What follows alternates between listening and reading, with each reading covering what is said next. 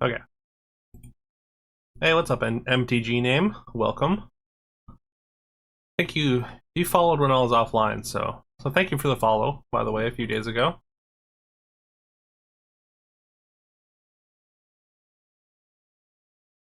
And yeah, we're gonna do some puzzles.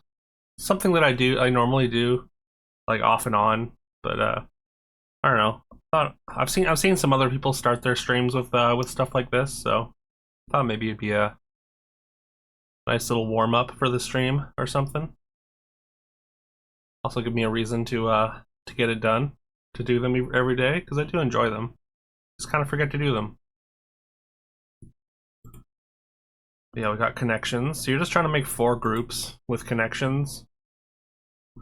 You just have to figure out what the four categories are, pretty much. It's kind of an interesting one. I see a lot of people playing this.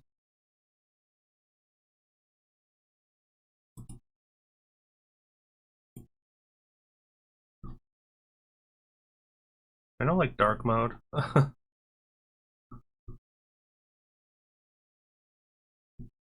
Okay.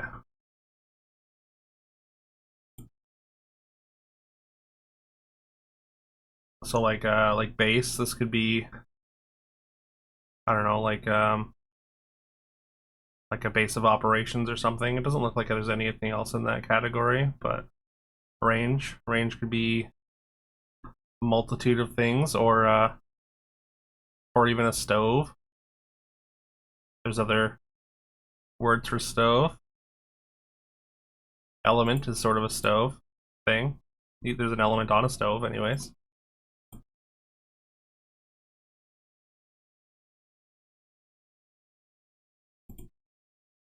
Glass seems like it's pretty should be relatively straightforward. Although I don't see anything else that works with glass here.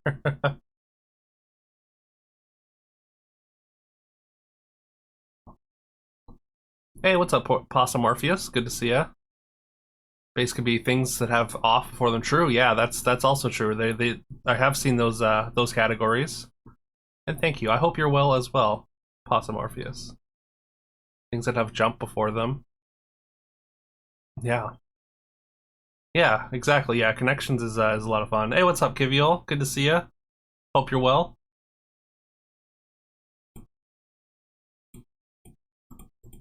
We could test that theory. It's like, is there anything else that has off before it? So like off base, off range? No.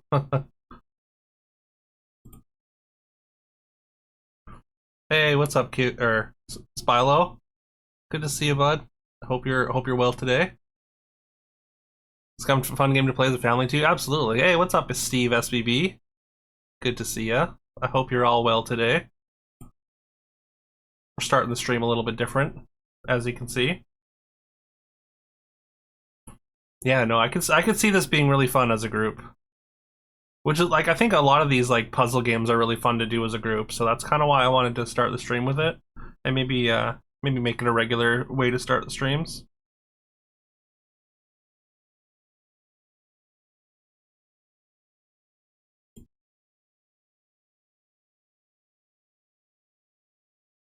I guess unless you do these yourself, then maybe you don't want to see the solutions if we get there. That might be a spoiler. This one, honestly, nothing's jumping out at me immediately here.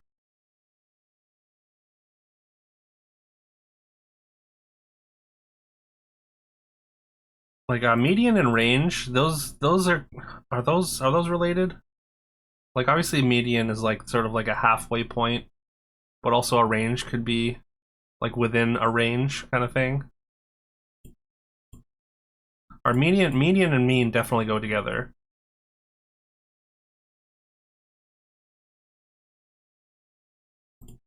I feel like mode is also a term used in this context. Like I want to say it's these four. Median, mean, mode are all yeah, okay.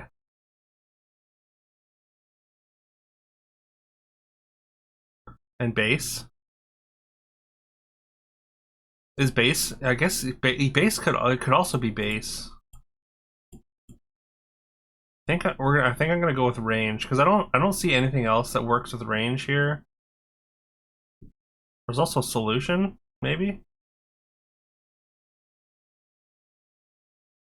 Range fields. Yeah, that's what I was thinking. Hey, we get there. Data set data. Data set data?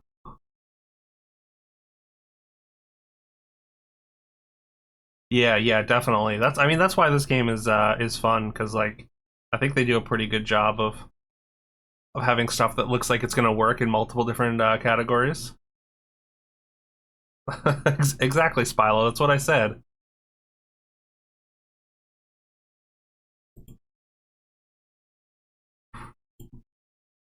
So bond and solution are both terms in chemistry, right? Bond, solution, element, base, like a base, like the opposite of an acid or whatever.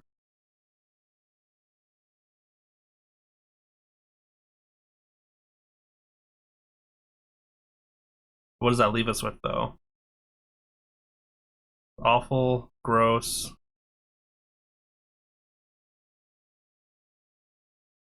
base. Awful, gross, base. Is that maybe something?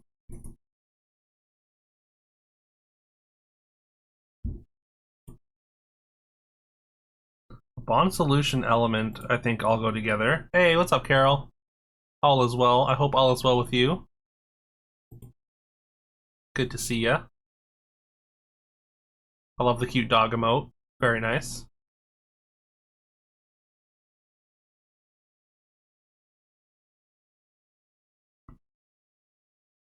I don't see anything else that works well with these three though, other than base.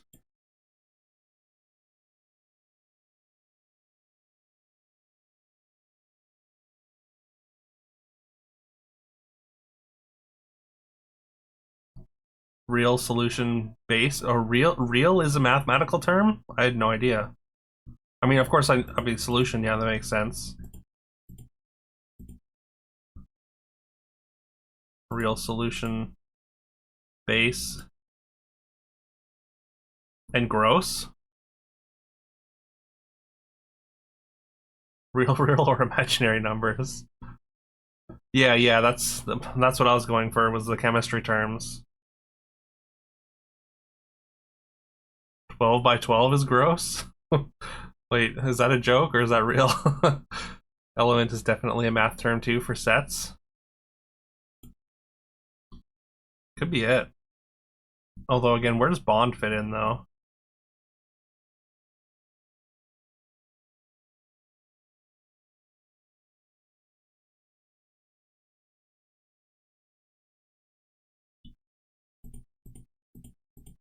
It's also awful, gross. I want to say stern goes together there as well, and maybe glass as like I want to say expressions, but that's not right. 12 by 12, 144 is a gross. Okay,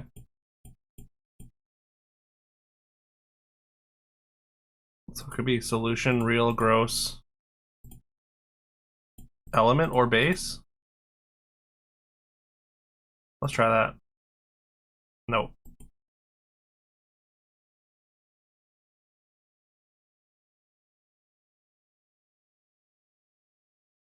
Pretty for adjectives. Awful, pretty, gross, stern for adjectives. You think? I guess real is also an adjective. Yeah, that's not even one away. So yeah, we're way off base with that one.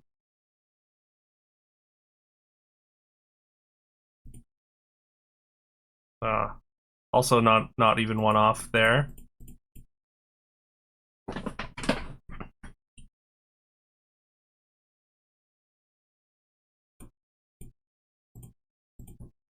Try this with like for chemistry terms. We didn't. Yeah, this is different, right? Yeah.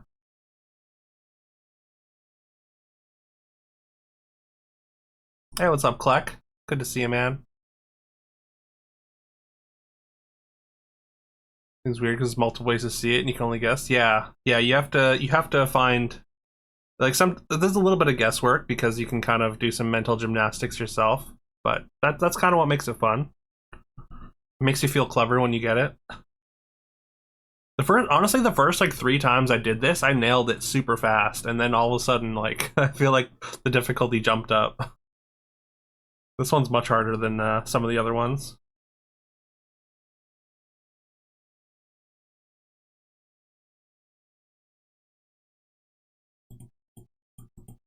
I feel like awful. I guess no, it's not even one R. So awful and stern and gross don't get together. I want to say awful and gross go together though.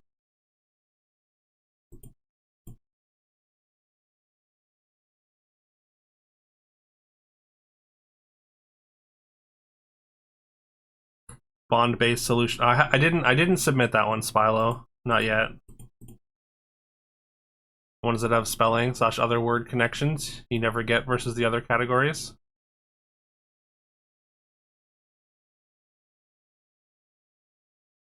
Sorry, what do you mean by spelling other word connection? Oh, you like having like another word that goes with them, like being a suffix, right?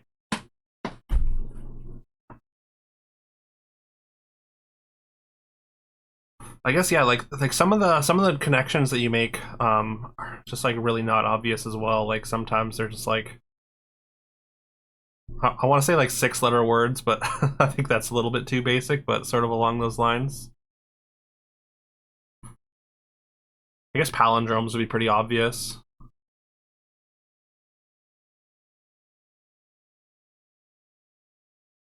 All right, let's try this. Hey, we got it. I was on the right track with the chemistry terms. Yeah, you're right, Spilo. Good instinct.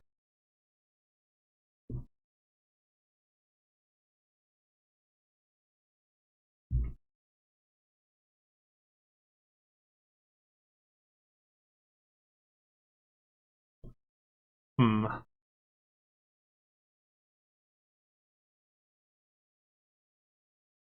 I don't see how king fits into any of this.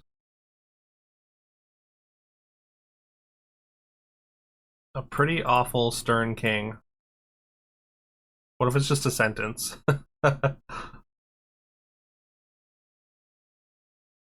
Rather does also seem like an odd word. There's probably some definition of it that I'm not aware of. Because like every word in English has like 16 definitions, or is used in 16 different contexts.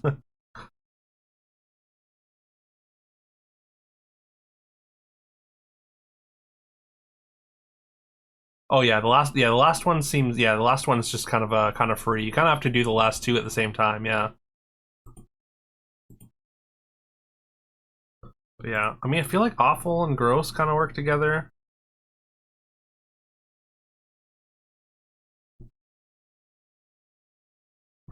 King.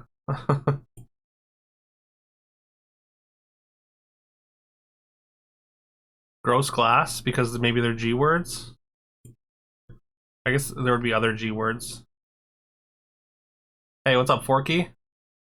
Real King Stern currencies. Real King Stern. Are those currencies? Is a king?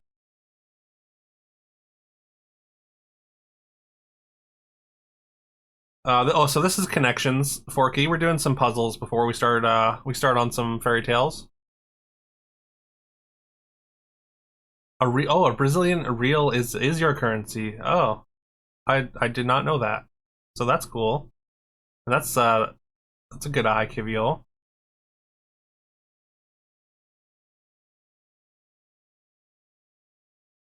What about a stern? Where does a stern come from? Is that like a sterling? Is that like a slang term for a sterling or something? Dan Rather, Howard Stern. Oh, that's really good. Dan Rather, Howard Stern, Larry King.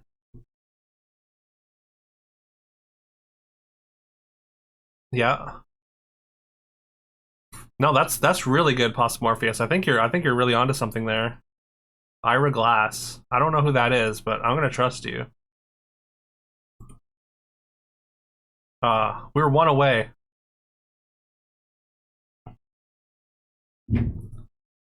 Yeah, I mean, Names is a little bit wild. I guess maybe they expect a certain type of person to be doing New York Times puzzles. But I think Stern, King, and Rather. I think that's a really good. I think that's the connection. And again, we were one off, so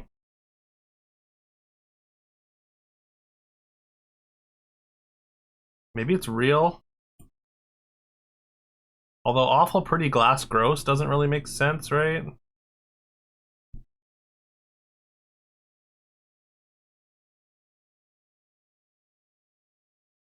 Unless those are like terms for something specific. Terry Gross. Terry Gross is another NPR name. NPR is non-profit radio, from what I understand. Not smart enough for this game.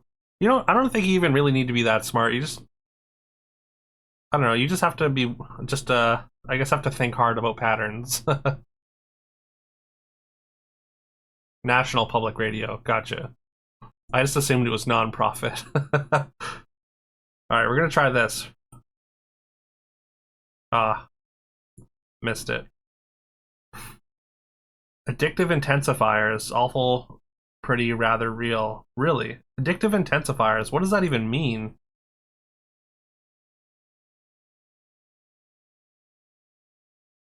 Oh, okay, I get it, right. Like that's awful good, that's pretty good, that's rather good, that's real good. Radio Hall of Fame, Glass, Gross, King, and oh, okay. So I was um the Dan Rather is what tripped us up there. Yeah, the Radio Hall of Fame I would never have gotten on my own, not in a million years. Yeah, it was people. All right, I don't need an account. How about a mini crossword?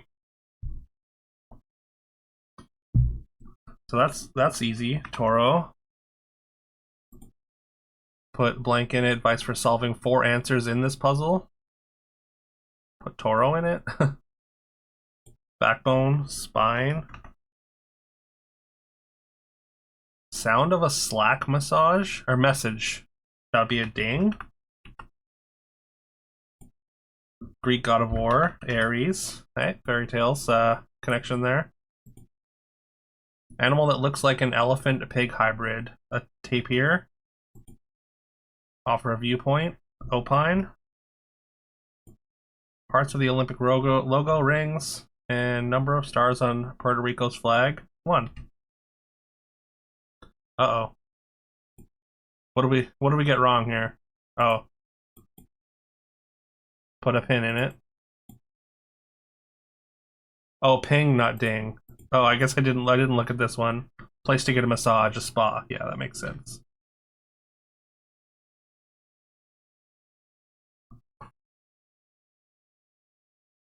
Hey, that one was much faster. Also, this one might not be for everyone. This is Puck Doku, so it's Sudoku, but for hockey. This Puck Doku and Poke Doku are both about the same thing. They're just like a little Sudoku for things for Pokemon and hockey. Don't see dick in enough crosswords. Yeah. Um. All right. So a teammate of both Sidney Crosby and Nathan McKinnon. I mean, the only way that, or I guess it'd be somebody that was on Colorado or Pittsburgh. I don't think they've been on any other teams at all.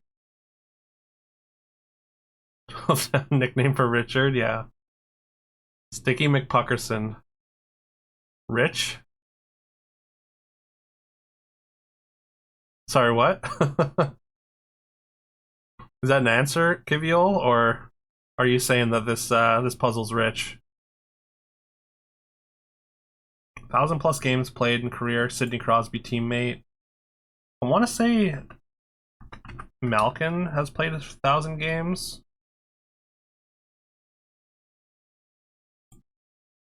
And he has. Oh, Rich. Okay, gotcha. You're responding to Forky.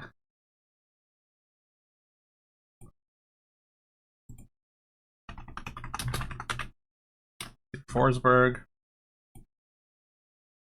Wait, Peter Forsberg didn't play 1,000 games? He definitely won a Stanley Cup.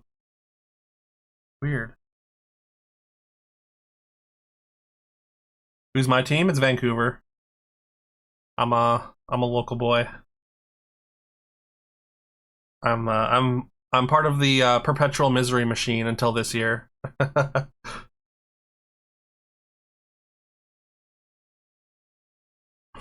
Yeah, I think Kiviol was just upending your question there, Forky. What about you, Forky? Do you watch hockey at all?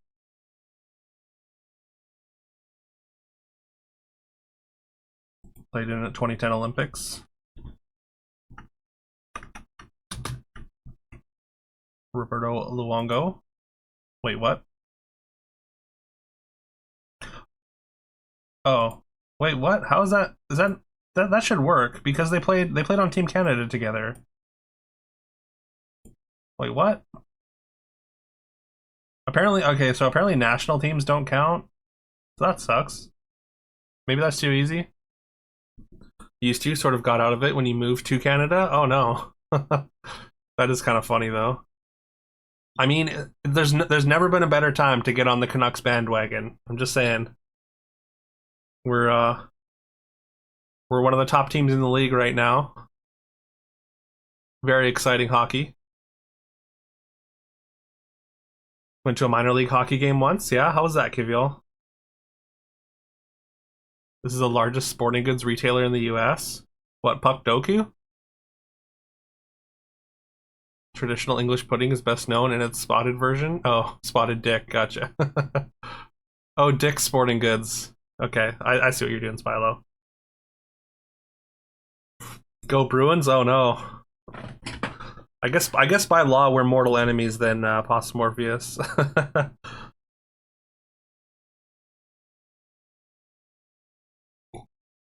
Although I feel like Bruins fans don't think about Canucks fans nearly as much as vice versa. We're bitter against the Rangers and the Bruins and Chicago. Those are the teams that we seem to hate the most. No, that's also true, Pos Morpheus. That's just because the Bruins have been so good for so long, and also Brad Marchand. Marchand is a rat. Your team is Midwest top cheese. Hell yeah! It sounds like a team from that hockey game that I was playing, tape to tape. Oh, okay, perfect. That is exactly your reference. Excellent. Fantastic. Hello, Dargan. I hope you're well. We keep our hate in state here. Oh, because yeah, Pittsburgh or what do you call it? I guess Pennsylvania, I should say. Are you Pittsburgh or a Philly then, Spilo? The crowd chanted, "They still suck" after the announcer and say the opponent is at full strength. Nice. Hey, Dragon Die. Good to see ya. I hope you're well. Appreciate ya.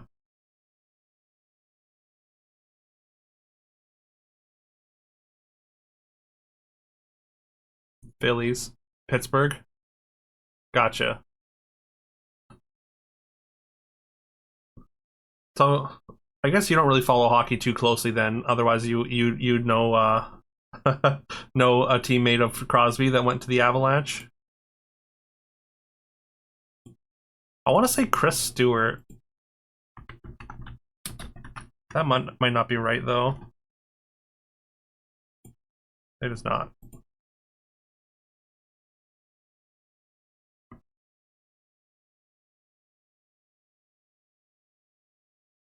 Hey, you're from Pittsburgh as well. MDG name? That's awesome. I think Spilo said he's on the Pittsburgh side. So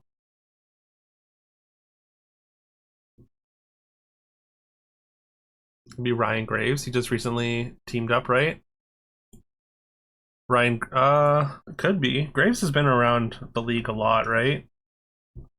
Has he been on Colorado? Hey, good call. Wait, that's not the person I'm thinking of. But yeah.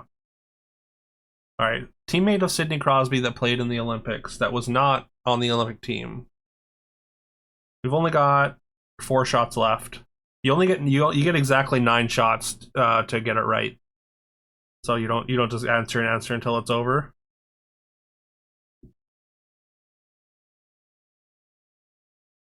I mean, I guess I could also just answer the easy ones first. Let's go Landeskog.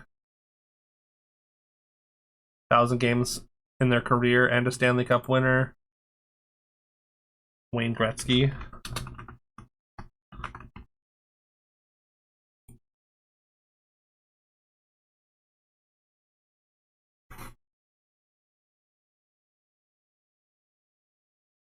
Takes you about 2 hours to get to Pittsburgh. It's not too far out, right? You knew. Hey, what's up, Fiesta? Good to see ya. You knew that one? You knew Wayne Gretzky? Hard not to, even if you don't know what hockey is. Played in the 2010 Olympics. Oh, I know this. That's Drew Doughty. We got 1 shot left. 1,000 games played. I think Kopitar has played 1,000 games at this point. Also, Wayne Gretzky would have worked for this section as well, which maybe I should have put Wayne Gretzky here. Or any Stanley Cup winner that played in the Olympics.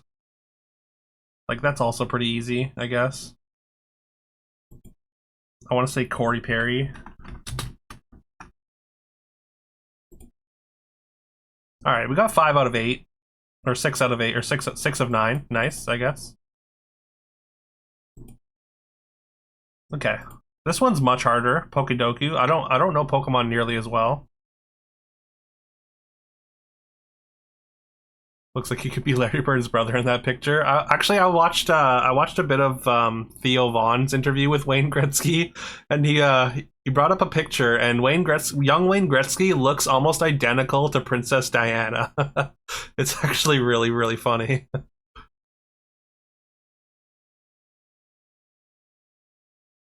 Be surprised how many Europeans wouldn't know Gretzky. I would be surprised because hockey's like kind of big in Europe, to be honest. So like they have to know who Wayne Gretzky is, I assume. Apparently, Noctis can say Iggy's line. Oh god, that food looks so good. Oh, nice. That's awesome. By the way, actually, Dragon Die, I wanted to let you know there's a speed run from GDQ for Final Fantasy 15, and they beat it in an hour. It's kind of ridiculous. If you're into speedruns at all, I would recommend looking that up. Yeah, it is insane. Like they just completely break the game, but yeah, it's cool. Of course, I knew you'd appreciate it. One of the only other people I know that's a Final Fantasy 15 enjoyer. Hey, what's up, Sunbather? You're EU and you have no idea who Wayne Gretzky is? Oh no. Only some regions. I guess that's fair. I guess only some parts of Europe are like really into hockey. I mean, I'm from North America, so I have a pretty ignorant idea of what Europe looks like, I guess. I just assume like Sweden and Finland take up most of the area. But I mean, there's like 100 European countries, aren't there, or something like that? Swampert's water ground, that you know. Good. Oh yeah, Swampert's the best. So that one's easy. All right, has branched evolution and also is a bug type. That is Cascoon or Silcoon? No, Wurmple.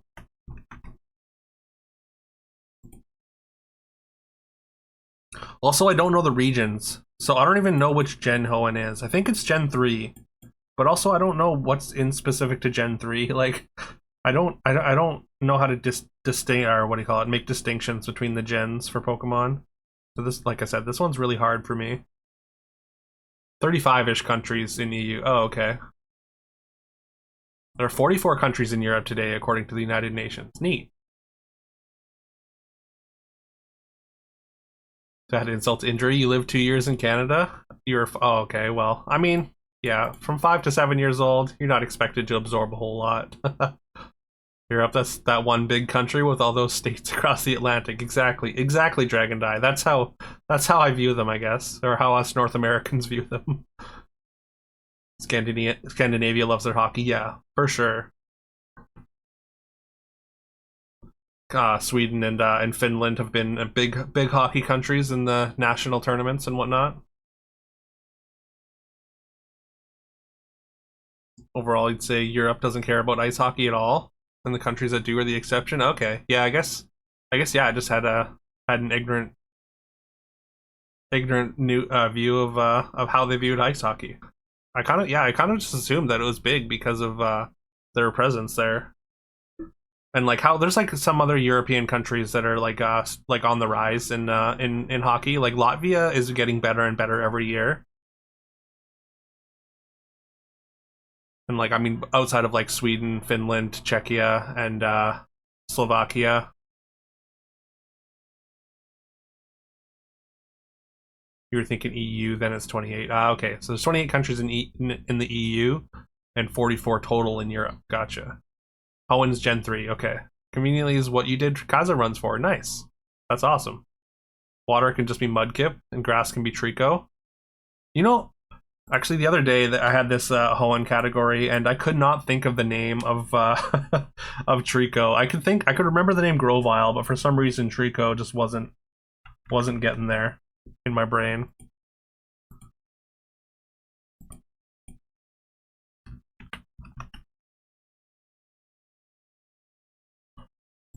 What's the Gen 3 bug type? Is that Wurmple? I feel like that's not Wurmple, right? Is Wurmple Gen 2? I want to say Wurmple's Gen 2. A water Pokemon that has branched evolution, that we can do. That's a Gen 1 Mon. I know Gen 1. I'm a Pokemon boomer.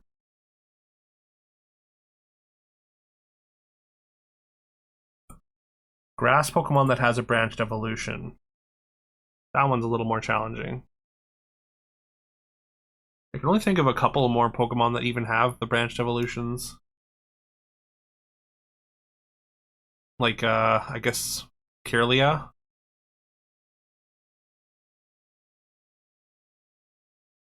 Seedot's a nice basic idiot mon for bug. Is Seedot a bug? I thought isn't Seedot grass? I'm pretty sure Seedot's just grass.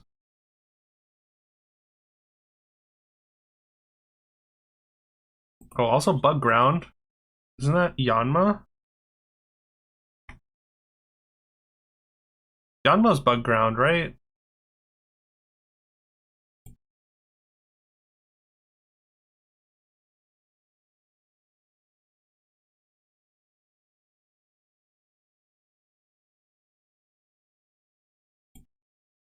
Nope.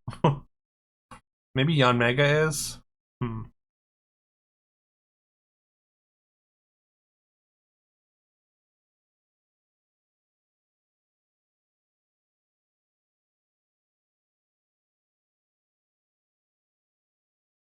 What about grass ground?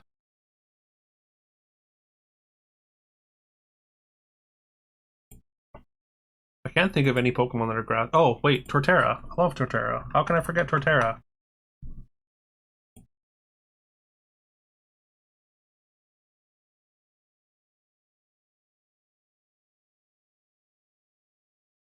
All right, bug ground. I feel like I want to say that either Yanma or Yanmega or something. Maybe it's Yanmega.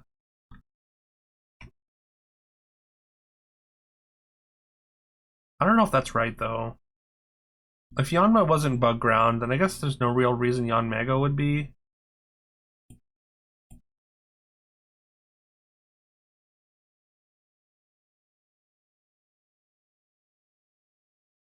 Is Genesect Gen 3? Does anyone know? Or Sizor? Sizor? No, Sizor is Gen 2.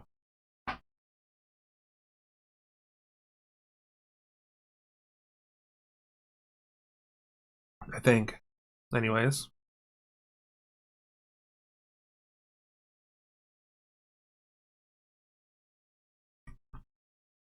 Alright, I'm gonna try it. All right, it was wrong. Should have known, but all right, we got one more shot left. Grass Branch Evolution, a bug Pokemon from Hoenn.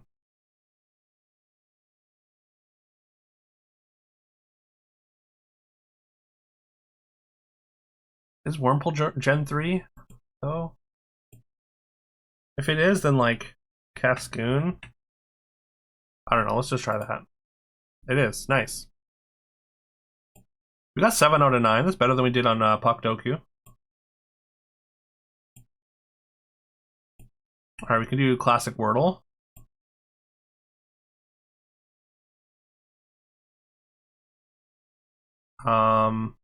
Like, I know there's like some optimal starting words, but I don't know. I like starting with the word stump, just because I think stump sounds funny. Get some clues there.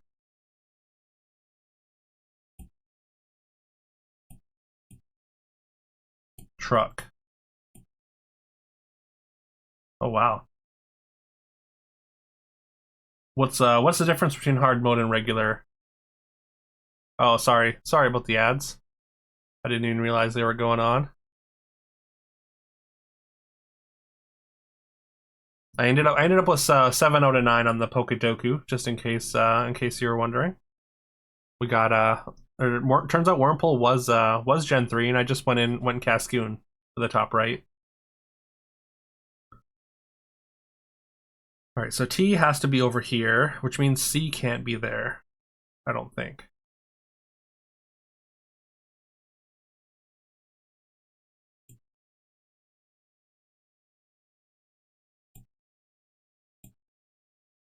Clerk.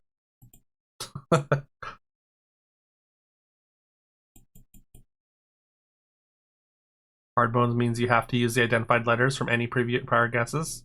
I guess I do hard mode then. I don't usually. I mean, I guess sometimes I'll do like a whole other word, but usually I don't have to.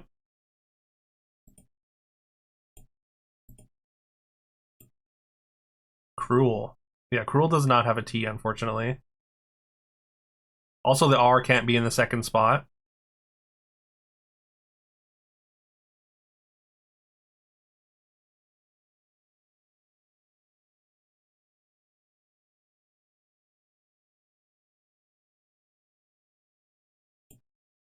Um,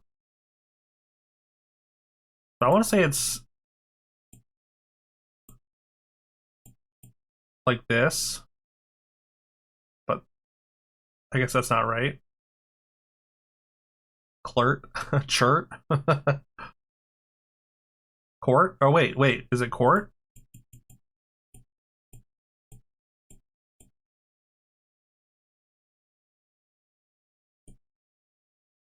Hey, we get there in 3.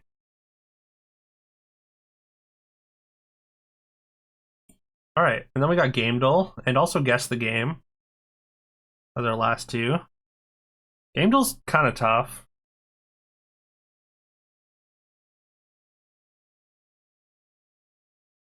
But yeah, we just do classic. We can do a couple of these modes if people are interested. Wait.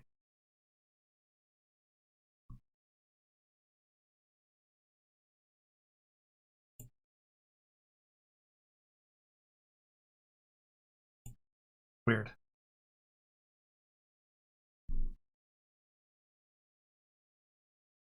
Look like flags, but like maybe some kind of racing game.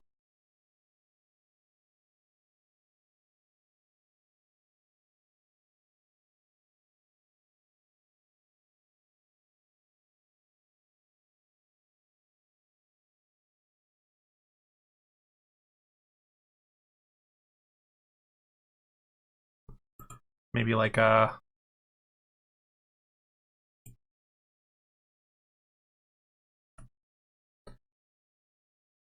don't know. I want to say like the new Hot Wheels racing game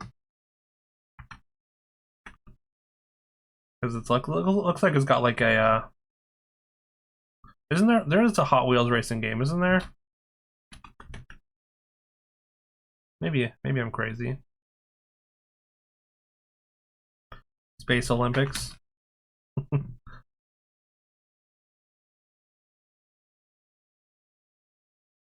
Yeah, maybe Hot Wheels is just one word.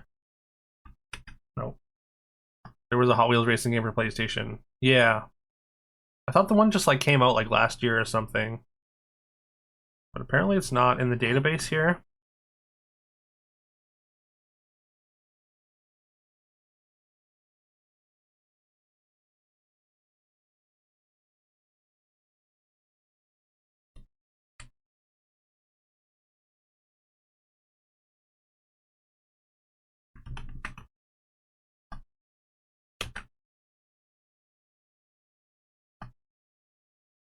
Hot Wheels Unleashed. I don't know why it's not here. Yeah, it's just not in the database, so it won't even let me guess it. Weird.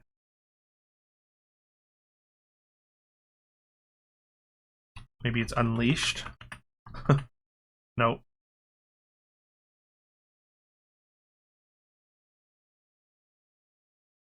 I don't know. We need to just come up with a guess so we can see more of this picture, anyways.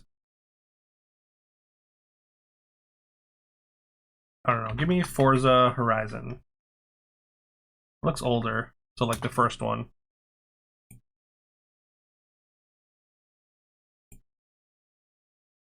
What is that?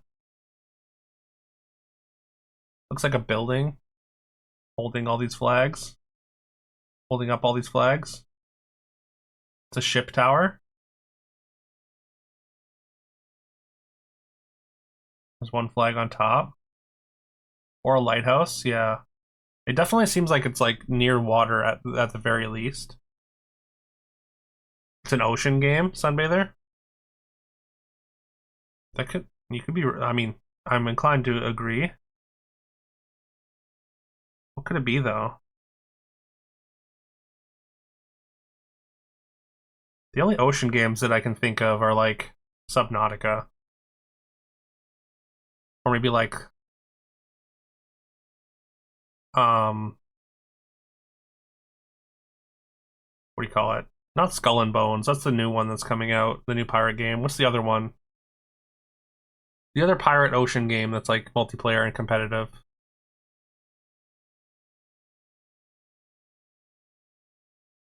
Or not competitive, or co-op or something. Sea of Thieves? Something Sea? Let's try Sea of Thieves. Alright, not so much. Looks like the Swiss flag. And yeah, there's definitely a boat.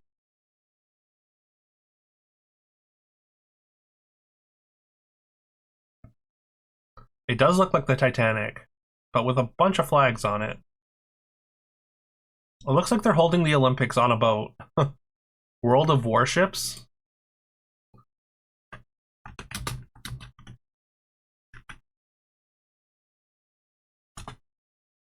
I mean, that sounds like with the clues that we have, World of Warships seems good. Hey, nice job, Spilo. I've never heard of this game in my entire life.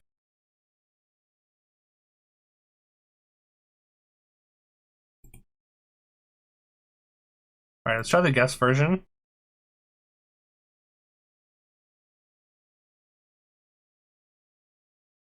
All right, let's start with Mario 64.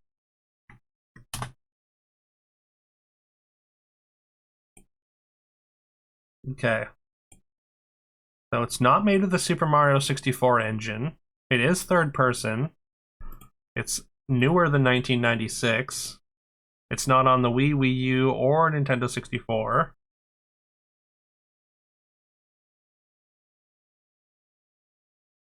It's not a platformer or an adventure game.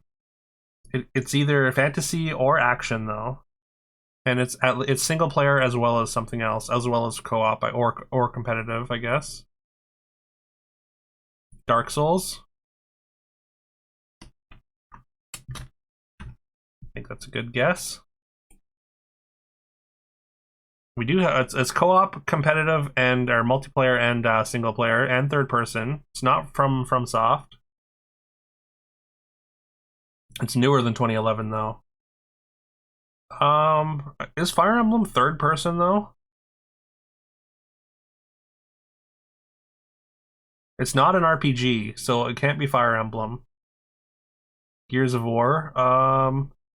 What's the most recent Gears of War? When did that come out?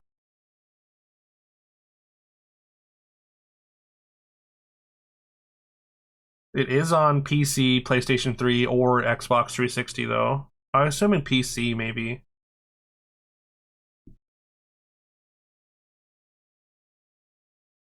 So I don't. Yeah, I don't think Gears is. I don't think Gears would be it.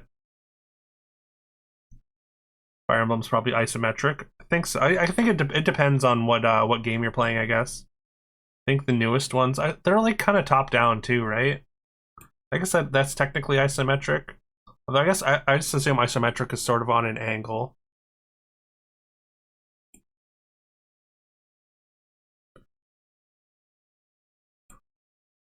Well, because it has to, like Gears isn't on PC, is it? So it would have to be on Xbox 360, and it's newer than 2011. So I don't like it might be like 2012 or something like that. But hey, what's up, Mr. Mo Money? Baron Gold. I see what you did there. Baron Gold is like my arch nemesis, I guess. alternate reality version of Duke Silver. Yeah, the first game I think was 360. I just don't think it was new enough. I mean, we could try Gears of War. I think Gears of War and one and two, I think are both Xbox 360. So let's try two. Oh no, Gears of War 2 was 2008. It was on 360, but the game is not on 360. So yeah, 2 was even before Dark Souls 1. It is third person. Also, it's not the game is not split screen.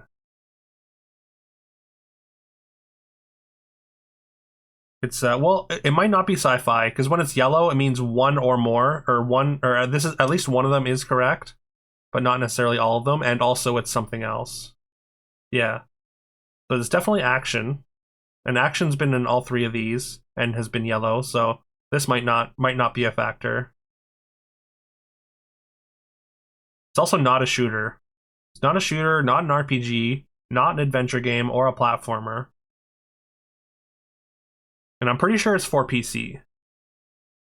I want to say it's like it's third person. Okay, I guess it's not. Hmm. I almost wanted to say Mass Effect. Although I don't think Mass Effect is multiplayer or co-op, I guess. GTA 5? GTA 5 maybe.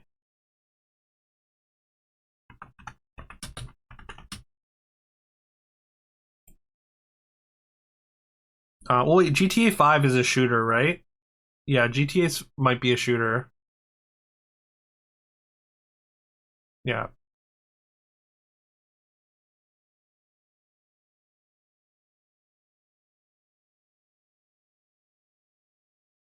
I mean, we've got some guesses left. Let's try that and see if it gets us closer at least. All right, GTA is a shooter and adventure and racing apparently, and it's none of those. Also, it's still newer than 2013. That was a newish game.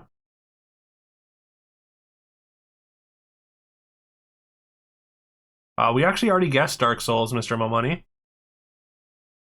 Stardew Valley. Is Stardew Valley third person? I guess kind of, hey? Um, and Stardew Valley would be a sandbox, I assume. Diablo, like Diablo 4, maybe? No, Diablo would be an RPG, and it's not an RPG. But I could see maybe Stardew Valley. Wait, is Stardew Valley co-op? Because it has to be multiplayer, co-op, and single player. Think so?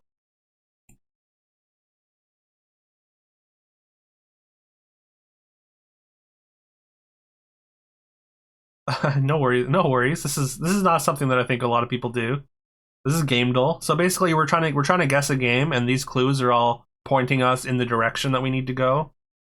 So like whether it's from where what perspective it is, the developer, game engine, or release year, first release year, with the arrow means it's closer to the present than 2013, and then it shows like genres and whatnot. If it's red, that means none of them are correct. If it's yellow, that means one of them is correct, but also there's more. 99% Stardew's co-op. Okay, let's try it. Okay. Well, it did have these. It's the game is still newer than 2016 though, and also we did eliminate indie, strategy, and simulator from. Oh, and apparently RPG is apparently Stardew's an RPG as well.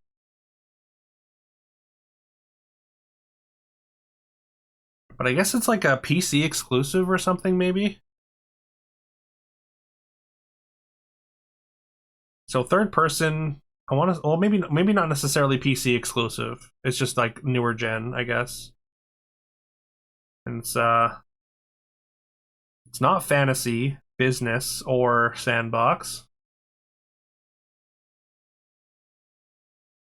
Genre. I mean, we know it's probably action. So action is correct, I think. But it could also be comedy, open world as well. It's not sandbox. We know that. It also could be sci-fi.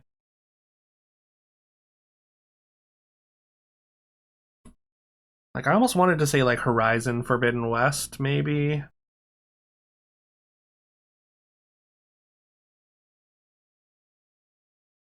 It's not. Oh, it's not isometric or bird view. Stardew Valley is not third person technically, I guess. Yeah, Vampire Survivors would be indie.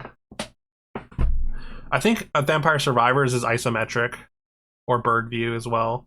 Not necessarily like third person is like over the shoulder. Wrong Saga means a video game saga's collection of titles that share a common theme and follow an overarching main story.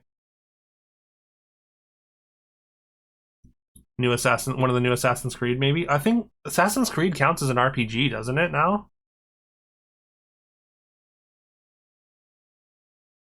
It's also not fantasy, so I think Assassin's Creed would also be fantasy. It's not any Dark Souls or GTA games. Yes, correct. Yeah, but not RPG. It is a little bit tough. Yeah, most things are RPGs.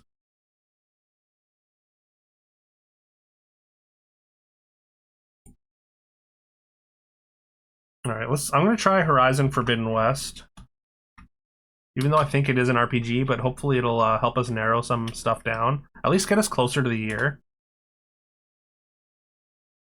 Check by genre. Oh yeah, there's a lot.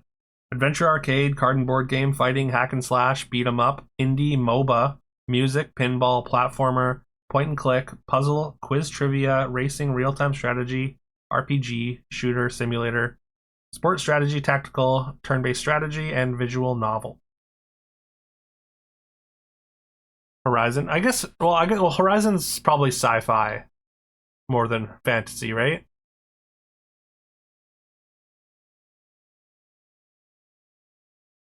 Persona 5. Persona 5 is 1,000% an RPG. What about Madden? uh, it's not okay. It's not a simulator. Oh, wait, it might be a simulator. I guess we didn't see. I guess technically, our Stardew Valley is not a simulator.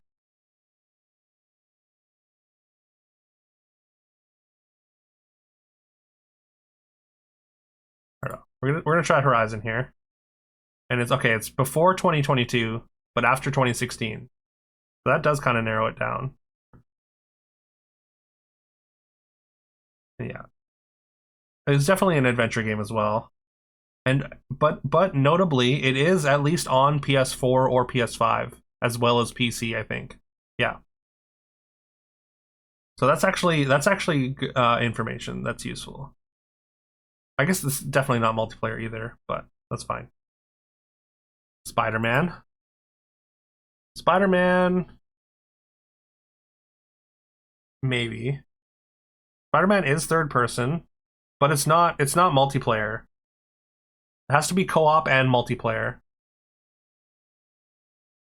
Tomb Raider. I don't think, or actually, Tomb Raider. I don't think is co-op. It is multiplayer. It has a multiplayer mode, but it's not co-op. For sure, Decima Engine is what most of the PS exclusives are made from. Are they? Okay, I didn't know that.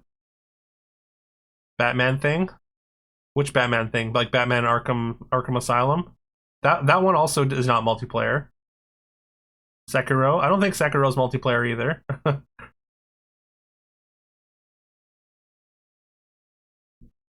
Honestly, like I'm thinking No, it can't be Mass Effect, right? Mass Effect's an RPG. Madden. Yeah, you think it's You really think it's Madden, hey? Which Madden then?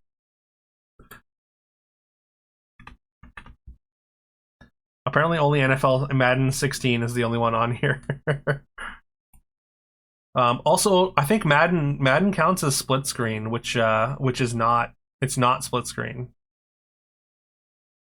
I mean, I would assume it counts as split screen, but actually, that might not be right.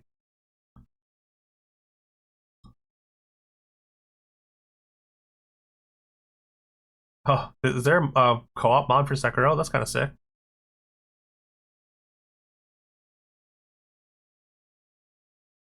Yeah, Madden would have been on all platforms, which like I guess just not Xbox 360. Like the only ones we know that the platform is definitely not is Xbox 360, Wii, and Wii U, and N64. We know it's at least PC and PS4 or PS5. And Madden, you can play first person too. Okay.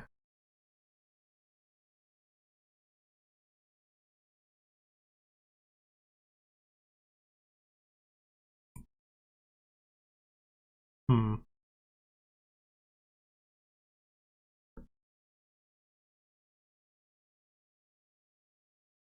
Yeah, I'm not sure.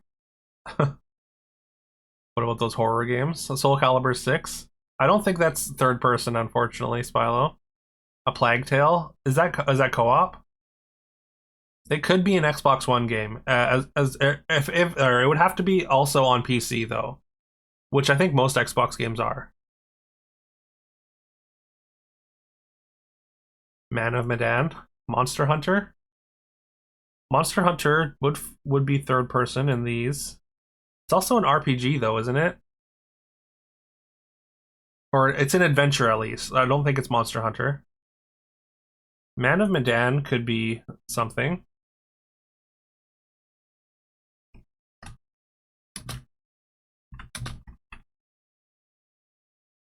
Let's try that.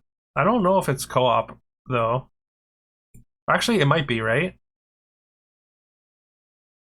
Okay, so it's between 2016 and 2019. We have three guesses left. This is an adventure. Apparently, it's not. Oh, it's a horror. It's not horror, survival, or mystery. But we did find the exact platforms. Yeah, Xbox One, PS4, and PC. Not Unreal Engine. Although I don't really know game engines, so that doesn't help me in particular. But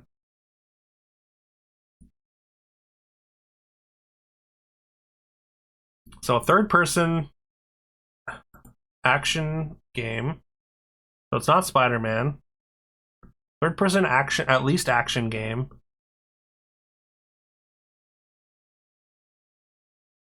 That is single player, multiplayer, co-op. Came out between 2016 and 2019, or between 2017 and 2018, I guess.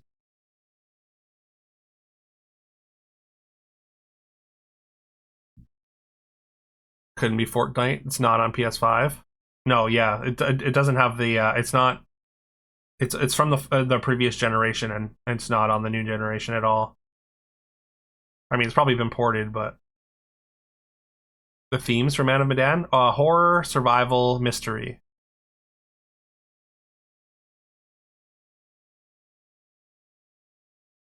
If it's Fortnite, you're leaving. Hey, I mean, I didn't make it Fortnite. Number of games on PS4 and Windows aren't that big. Yeah, especially with these parameters specifically, right? Resident Evil game. It's not a horror game. I think all the Resident Evil games I think are horror or at least survival. So it's not either one of those. Actually, I don't even think I don't think there's a Resident Evil game on. Or I guess RE7 would be on that generation. Also, yeah, it's not a shooter either. Uncharted, definitely adventure, which it's not.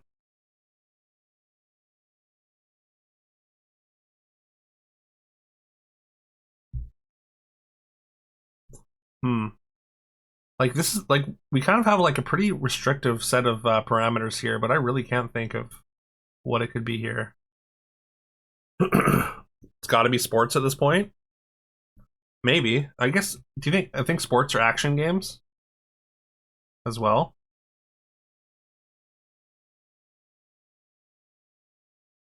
The dev is also pretty restrictive. Yeah, we've kind of hit a few of them. Try a FIFA, like FIFA 18.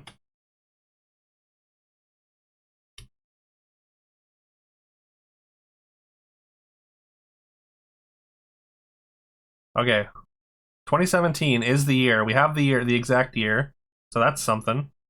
But also, it's bird view, I guess. It's also isometric. Um, it's also the gen before PS4. Oh, I guess it was cross-gen. And yeah, it's not sports or simulator. We already knew it wasn't simulator, but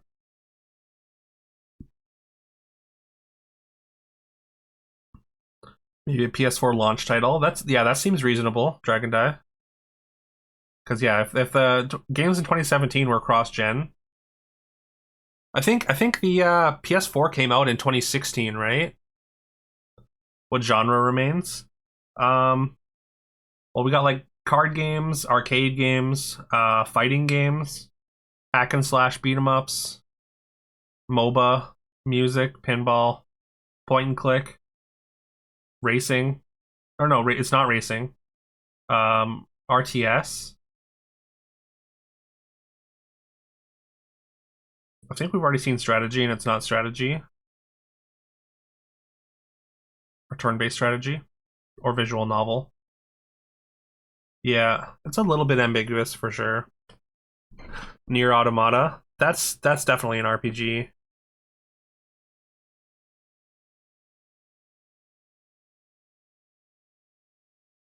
It's a good guess though. I mean, we got to think of third-person games, I guess. I feel like most third-person games are like they have to be an adventure or something, right? What about Hellblade? No, Hellblade's not multiplayer.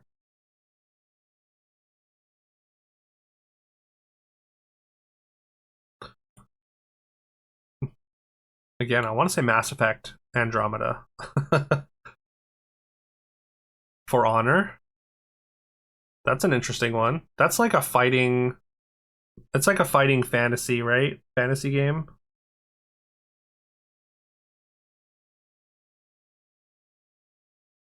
I guess yeah, it would be under fighting, right?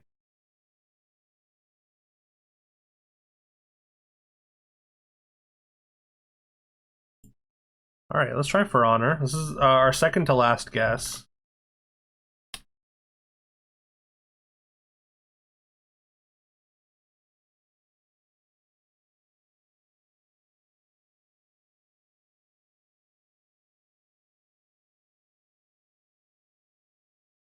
Do we have anything that took? Oh no, we do. Okay, it's definitely fantasy. So fantasy is off the table.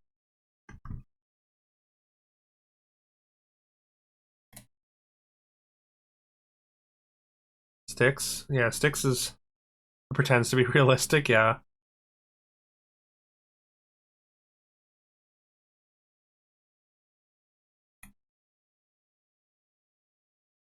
I was thinking Hellblade. Yeah, Injustice was an Xbox exclusive.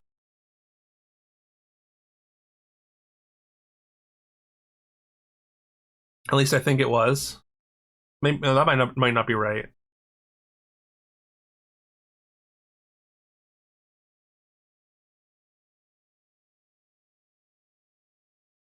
Hellblade is an RPG, really? I just thought it was like a sort of, I guess, more narrative. I didn't even think it was an action game, to be honest. Is Hellblade indie? I didn't know that. It looks AAA. Like the visuals are really good, I think.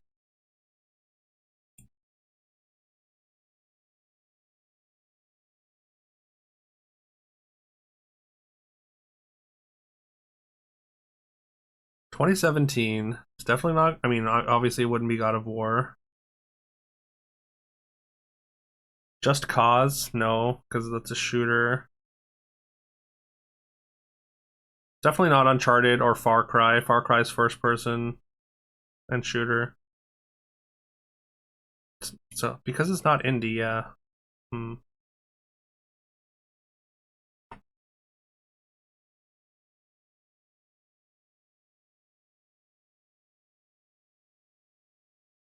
Injustice is 2018.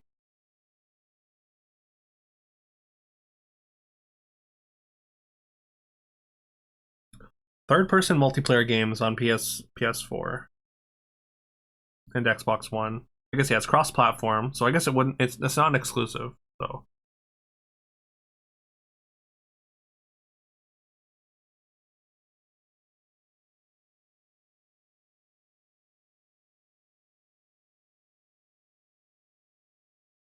I feel like yeah, Mass Effect is definitely adventure.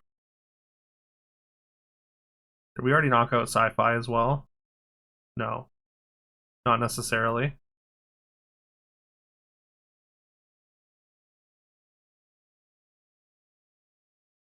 Okay, so the genres we've eliminated are horror, survival, mystery, fantasy, business, sandbox. Those are the only ones we've definitively um, eliminated.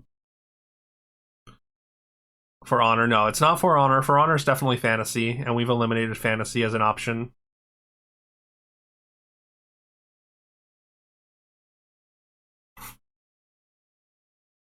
Mislabeled under nonfiction. FIFA, Yakuza 0. Yakuza is probably an RPG. Yakuza is not a shooter, no. It's a fighting game, if anything. It's probably an RPG. Is that 2017? I think that makes sense, right? Also, it's not multiplayer, right? Yakuza is not multiplayer.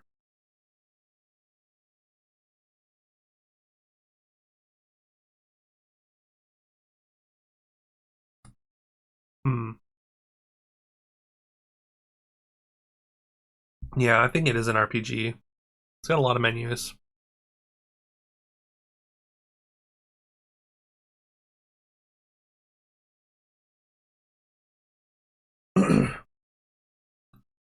And so third person game that's not a shooter that's multiplayer and co-op. That's so weird.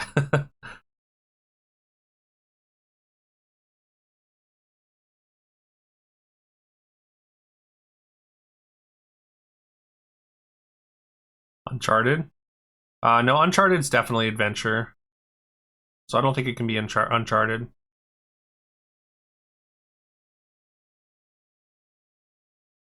It is an action game.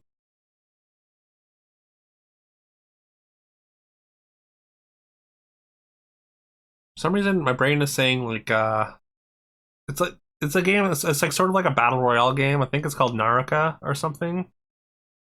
That's like an a sort of like melee battle royale. I don't know if that's 2017 though. It could be sci-fi. Yes, Carol. Yeah, not a shooter probably doesn't mean no guns. Probably just not main. Yeah, I think that sounds right.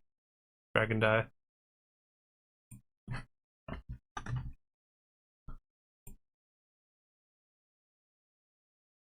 I don't know what. I think this is probably more recent though. I know it's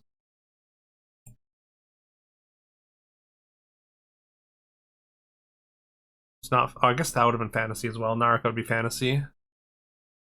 Not fantasy, not simulations. Probably sci-fi, right? Something sci-fi that's not mainly guns. That's multiplayer. It's not an RPG.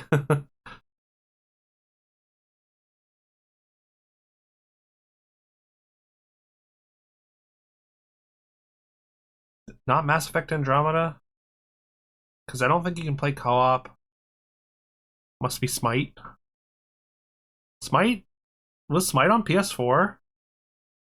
Smite's fantasy though, unfortunately. That was a good guess though, because we haven't seen MOBA either.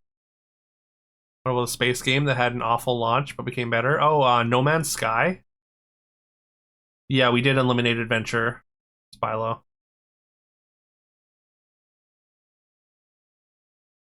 Smite's 2014, right? Okay, right. First release has to be 2017. I think it is now, at least.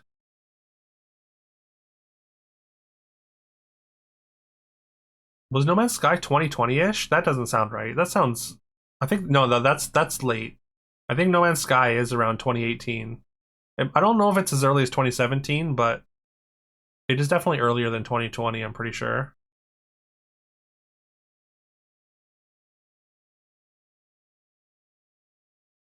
That's true, and also No Man's Sky um is on current platforms. Did we eliminate action adventure? We have. I mean, action. I think it's definitely an action game. That's been a common denominator on all these yellows.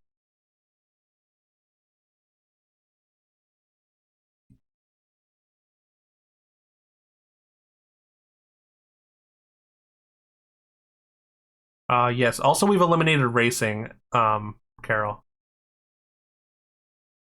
Agents of Mayhem is an open-world action-adventure video game developed by Volition, published by Deep Silver. Game was released in 2017 for PS4. Game's themes are based on Saturday morning cartoons and superhero films. That could be it. Yeah, not on current platforms is a big clue. It would have to be exactly a third-person fighting game, Mr. Mo Money.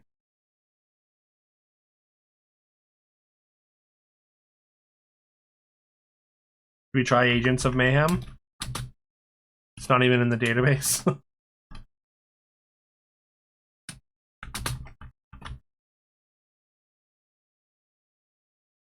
Okay, we could take our one-time clue actually. Maybe we do that.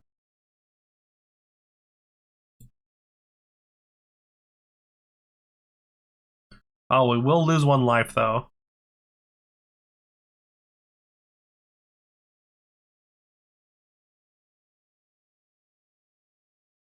Oh right, the Naruto fighting game. Okay, that's an interesting take. Because I don't know if Naruto would necessarily be classified as fantasy, so it would be an action non-shooter. I don't know about co-op though. I don't think Naruto's co-op, but like the Ultimate Ninja Storm games, those are third person.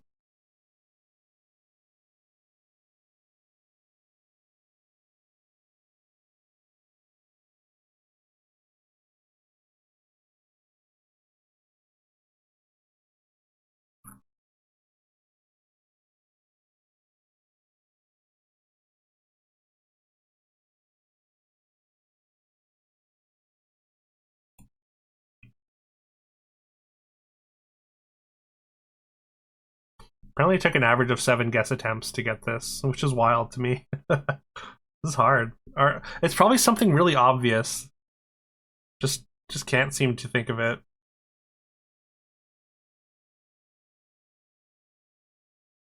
That might be one of the DBZ games, but 2016 and 2018, Psychonauts, sci-fi or fantasy? I think it would be sci-fi, right? And Psychonauts didn't come out, or Psychonauts came out super or on N64, and then like only a couple years ago. And also, yeah, it's a platformer.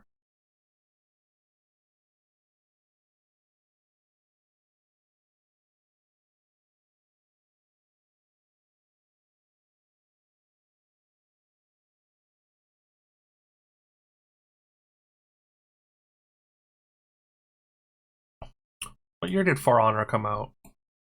Still thinking about it. Like maybe it's not classified as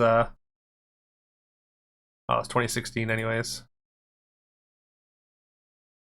The clue's better than a guess, that's for sure. We could take the clue. Dishonored. Dishonored's first person. It's by Ubisoft. So that's a pretty big clue. Like, is it an Assassin's Creed game? Like, those are fantasy for sure, right? What else does Ubisoft make?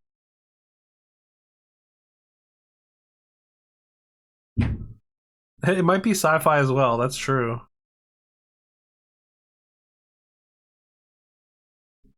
Has to be Assassin's Creed. Just Dance 2018. That's probably co-op. I don't know if it's third person though.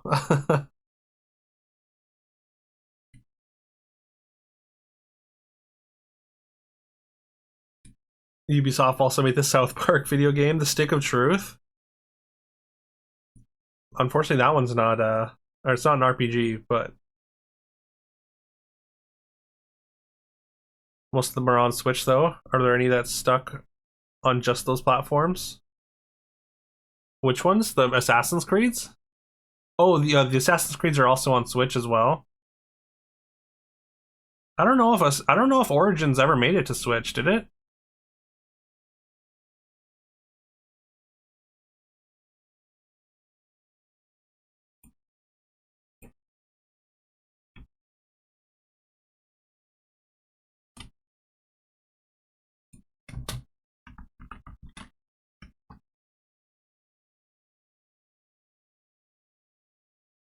I mean, Assassin's Creed Origins is in 2017. It's on PS4 and Xbox One and PC.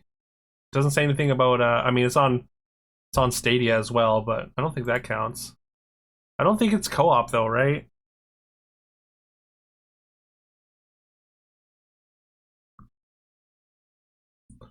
For Honor, wasn't For Honor 2016? Is For Honor Ubisoft as well? Tom Clancy. It's not a shooter, so I don't think it can be a Tom Clancy game. For Honor says 2017. I just looked and it said 2016. Maybe I'm crazy.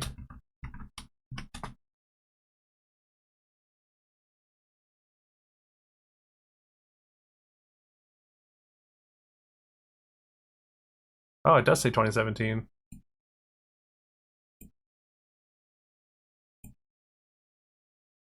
All right.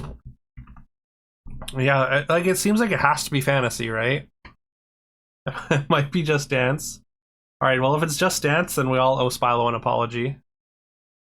So it cannot be split screen, but it has to be co-op and also multiplayer. Which I guess, how does that work with For Honor, right? I don't think it can be co-op without being split screen on For Honor.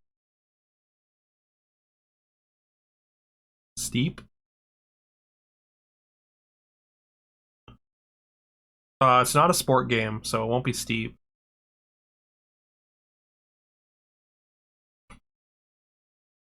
I don't know. We do need to.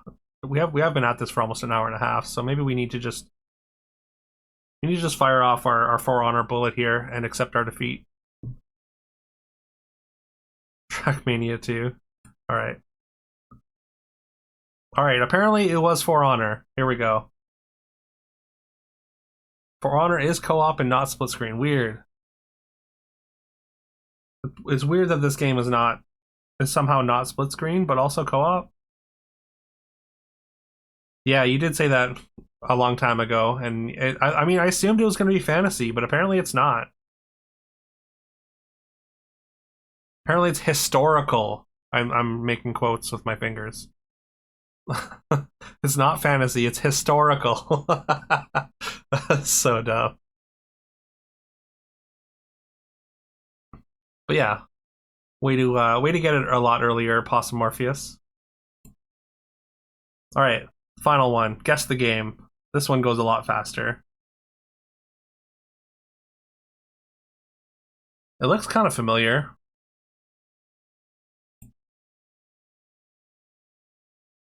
Great Ninja Viking War of 1678. Of course, of course. Mario. Does that look like Mario to you?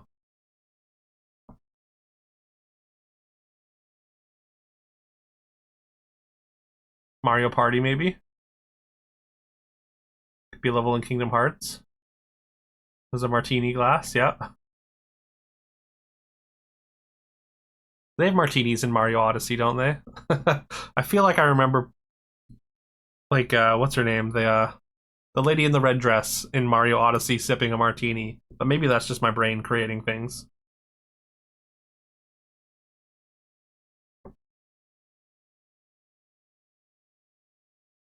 Yeah, there's like some music notes and whatnot, so Mario Party's an interesting guess. It also looks like there's like a road down there.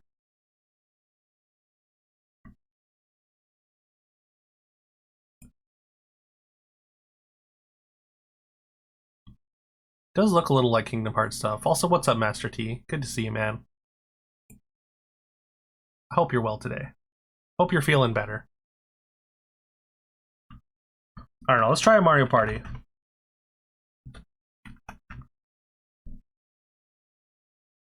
Mario Party, what? 8? 10?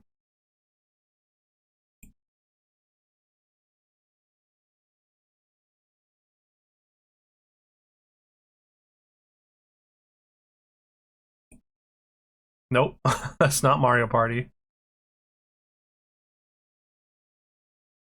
Wow, this is a much different aesthetic than the first image, I feel like.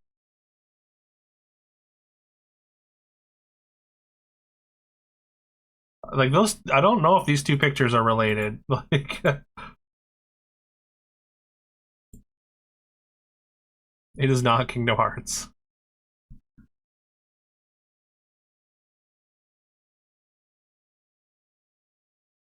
So we know it takes place in like a winter area. GTA? Maybe GTA.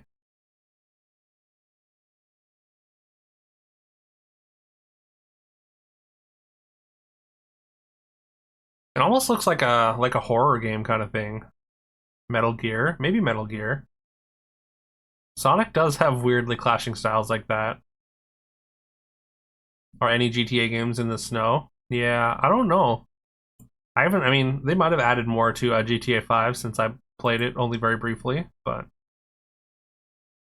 Metal Gear I think is an interesting one. I think Kojima would add something like that first image.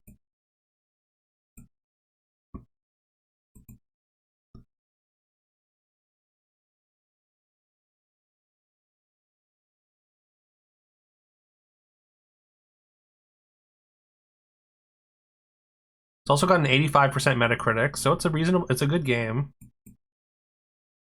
Reasonably good at least.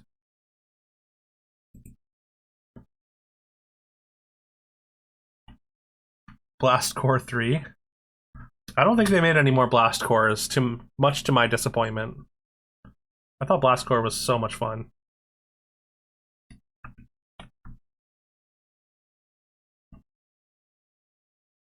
Metal Gear Rising Revengeance? Maybe? Oh, wait, everyone hates that game, right? So it wouldn't be an 85%. Metal Gear Solid 5 Ground Zeroes. Clearly old school RuneScape, clearly. Wait, Metal Gear Online. What even is that? I'm gonna try Metal Gear 4. It is not Metal Gear 4. It looks like a RTS.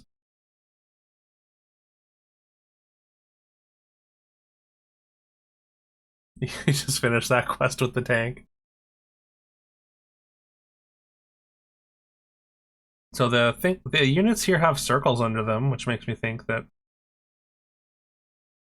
you grab them in a group. That poor man is tied up. That's true. This looks like almost like a Command and Conquer platform. PS4, Xbox One, the X-Bone, if you will. What are some RTSs that came out on PS4?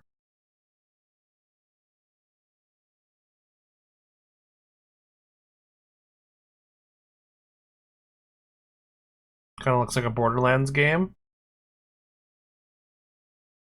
like a Borderlands Tactics or something.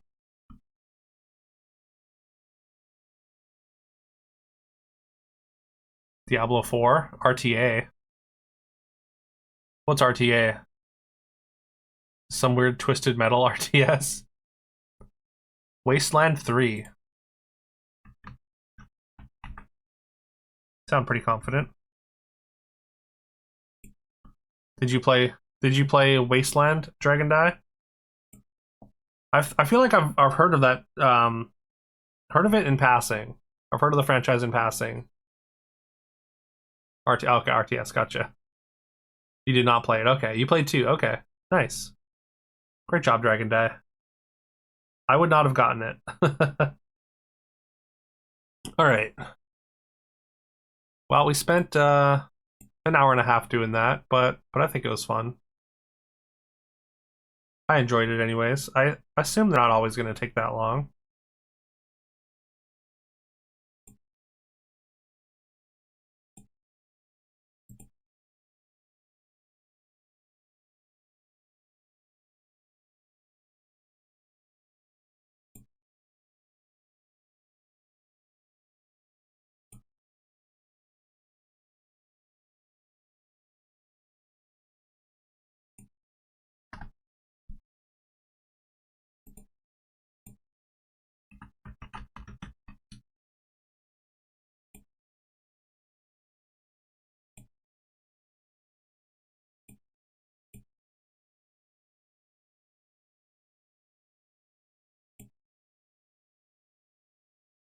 Played two for a bit, you should say. It's on your backlog. Okay, nice. You only got a third into it, and that was in like 2013. Oh, dang.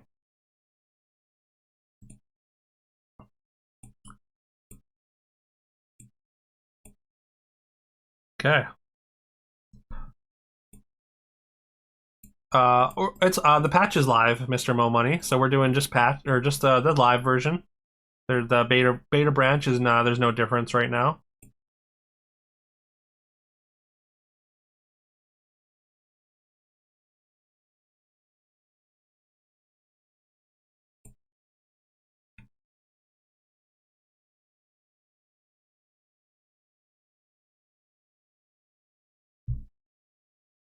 Honestly, that's probably the longest a patch has sat on the beta for, or since I've been playing, or since Lara's been doing patches on the beta branch,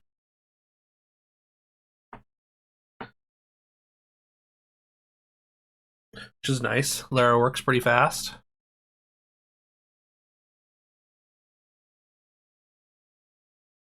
One man skeleton crew, yeah, for sure. You got to admire the tenacity of Lara Lass.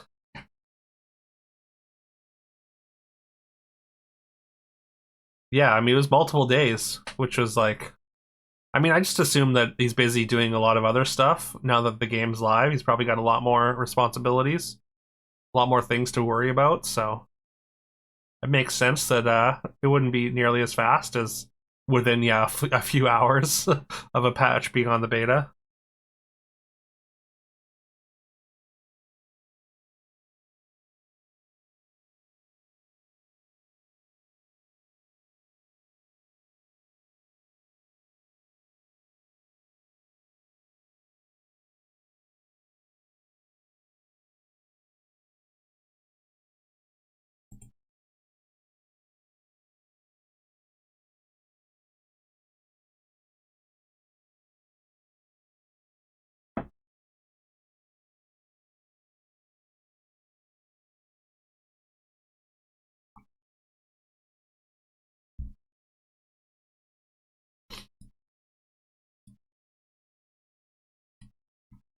Rob Solera handling what he does. Can't imagine he expected the amount of players who have hit the game. Yeah, I mean, definitely like or being a one person team is wild. I hope the player base is still growing. And yeah, I think there's probably some amount of expectation. Um, just because like I mean the whole Storybook Brawl community has generally been pretty loyal. I mean, we just play Fisher King. Fisher King's just the best hero. Not close.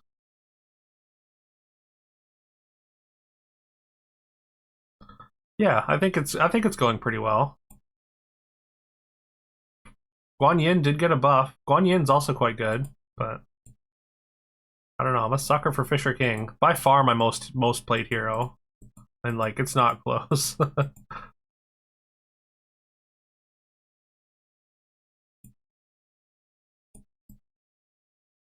Toy Dino or bust. Yeah, you like having high attack?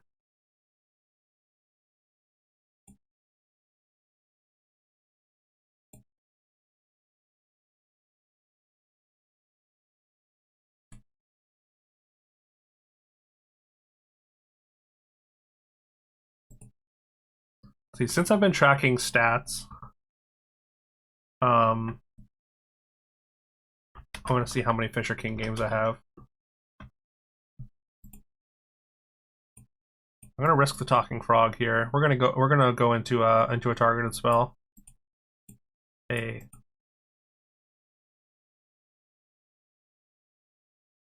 Sell this for maybe a goose.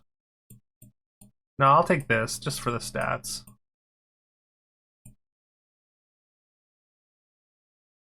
Um so yeah, I have 17 Fisher King games of my like 130 games that I've played so far. Yeah, 130 games total. 17 of them have been Fisher King. The next closest is Amateur at 11 and then Fortuna at 10. Merlin at 9, and Merlin has my highest win percentage by far at 1.7.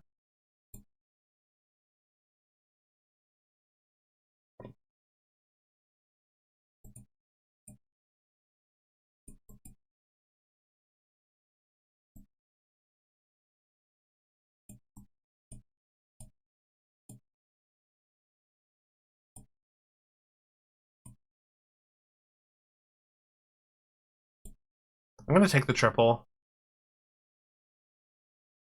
Gretel was your one true love. Toy Dino's her soulmate. I guess that makes sense. Villain was in the tourney alongside Endo. Oh yeah, I was in that tournament as well. Just I didn't do much, but I was there.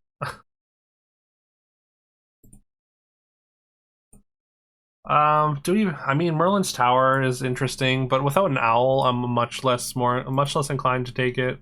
We just take Gingerbread Muffin, I guess, to make it so we don't take too much damage early here.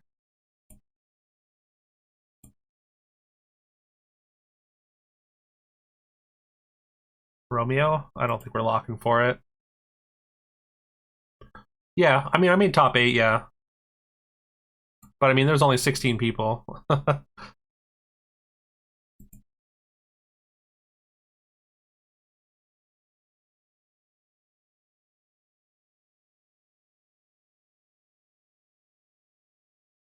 Almost took damage. Also, if Pipe Poker's here, good luck.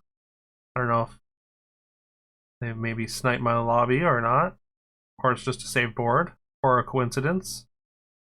Also, I recognize the Meow Mix name. I've seen them in chat before.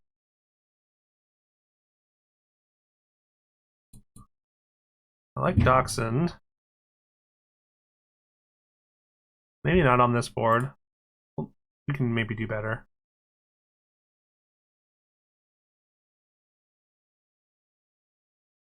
This is not great. I think we're going to take the Pirate Cook plus the Haymaker, or plus the crew member, I mean.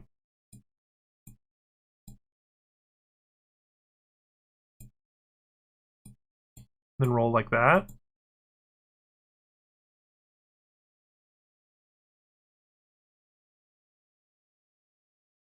Did stealth get no, stealth did not get touched in the patch. Stealth is still quite strong.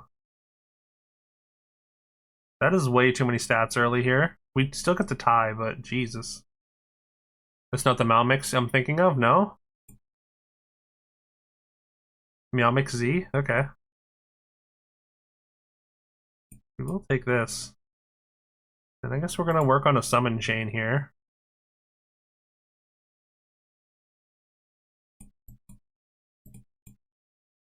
And we're just gonna jam Future Vision. We're gonna get our level 6 treasure real early here.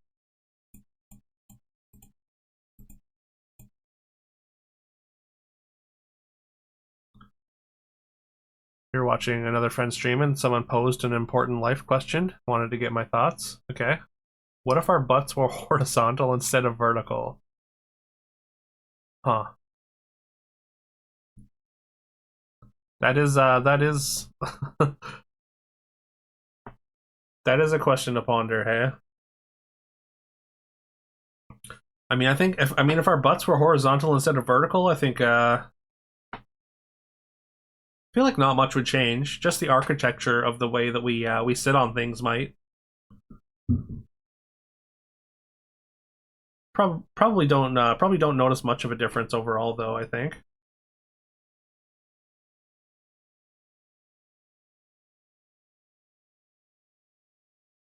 it would certainly. I don't know if it were like a sudden switch, that'd be weird.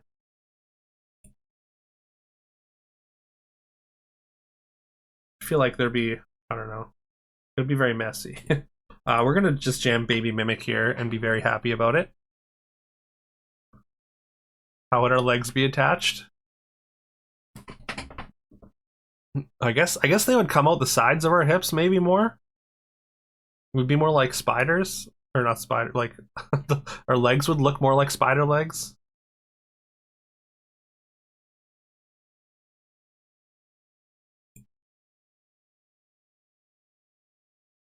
It's weird to think about, that's for sure.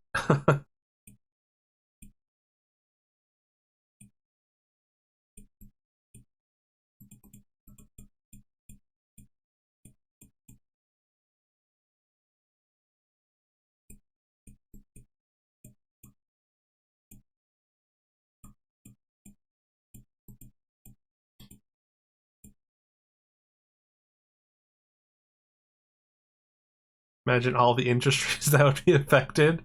Yeah,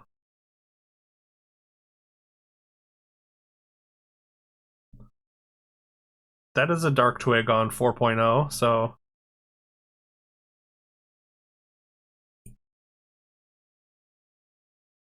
pretty gross.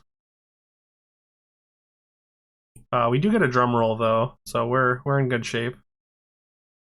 We get anticipating drum roll with the Baby Mimic, so I mean it's kind of just GG.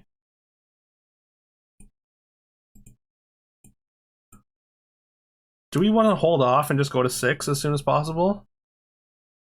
I guess we do. We do have this with no items. If we had items, this would be a lot more exciting.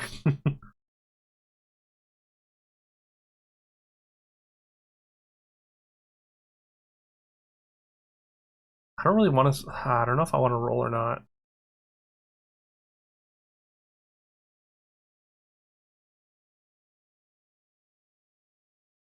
I suppose I could take this and then just do this. I'm pretty sure it doubles like this. This is probably gonna double up on this entrance effect as well. So we're gonna take 6/6 from the dwarf. I think. I think that's how that's gonna work.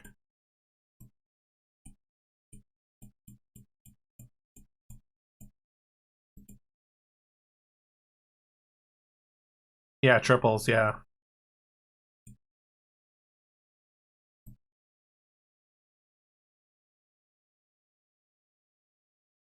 Yeah, down to 4/1 already. That's a lot of angel stats though.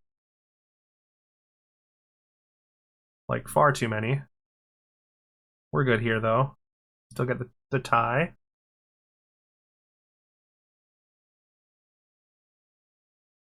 We get nothing in this shop though. I mean, I guess I could take the grown-up Gretel. She's kind of large.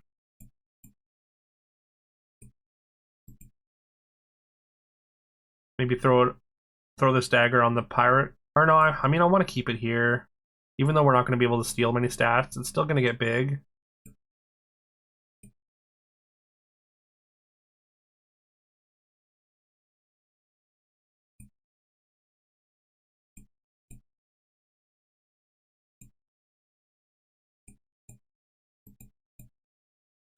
All right.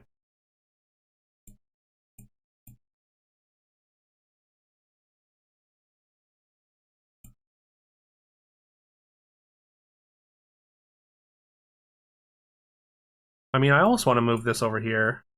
Makes this very large if it dies before this, which I guess it probably won't. I guess we just allow the +6/+6 every turn. Yeah, 6/6 per item per turn here.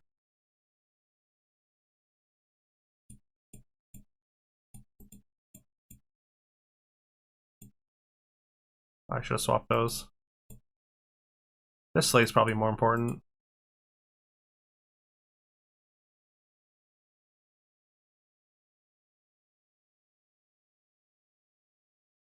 Yeah, we get both anyways.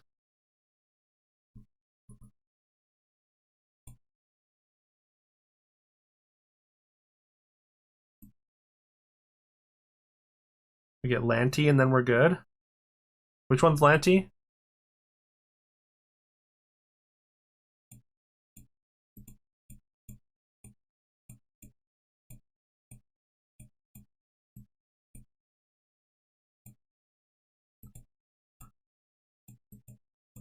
I almost want to take this Corgi, because like I feel like we're probably going to be moving into dwarfs, right? Oh, Tempe, yeah.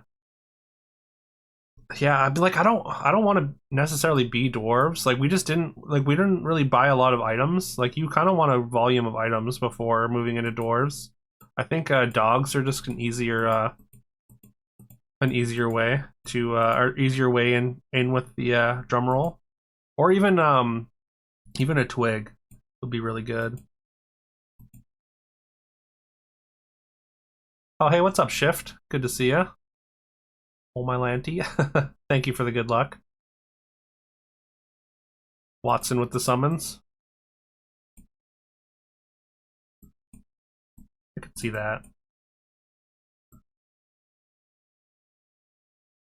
And with the Gretels as well. That makes sense.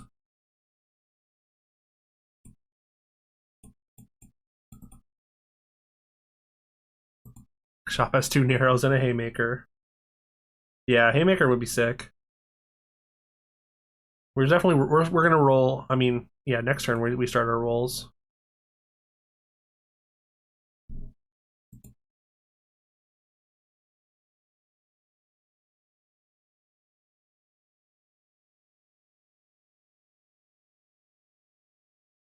Hmm.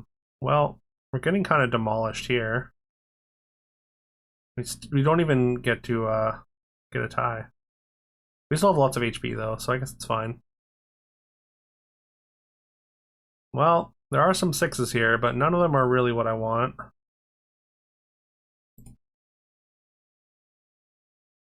And then we get a shop with 0 6s. I don't think I want to take the Watson pair. All right. Well, we stayed the course for no reason.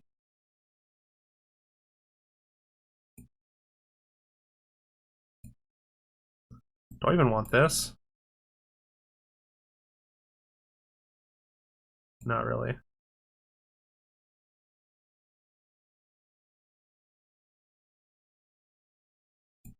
Let's just do this for now.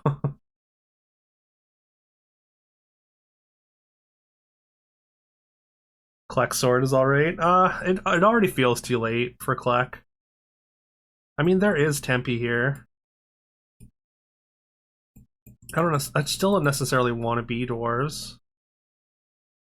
Single Star Child is 60/60 in stars. In stars, yeah, that's also true.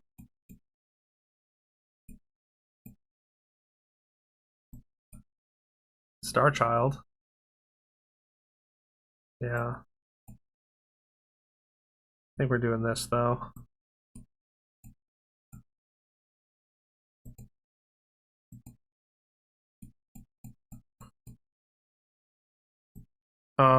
Wait. I should have. I should have rearranged. I should have had the Sinbad on board.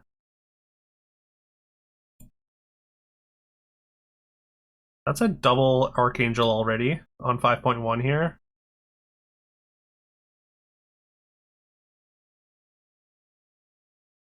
Everything on their back line is ranged. Means we take an absolute beating here because of the attack order.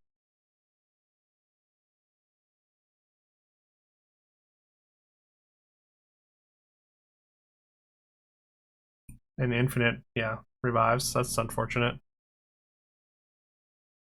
Tempi. More like tempo, right? Hero Helix? No.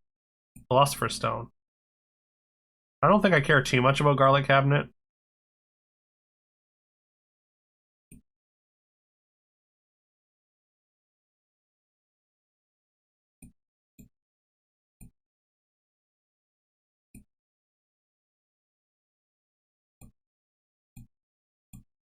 Oh, there's another Tempe. So awkward, though.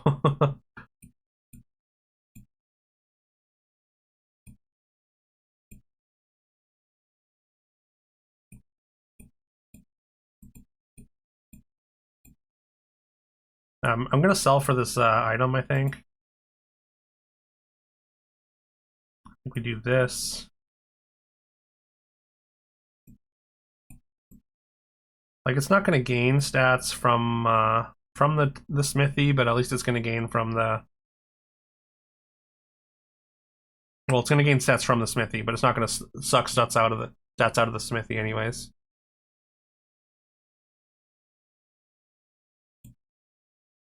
Yeah, these Tempes are they're big for sure.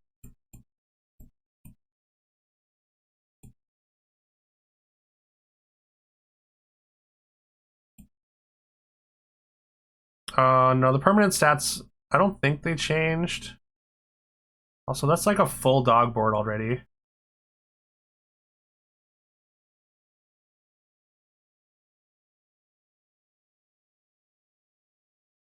We get a tie, but I feel like we're falling behind already. Even with these giant Tempes.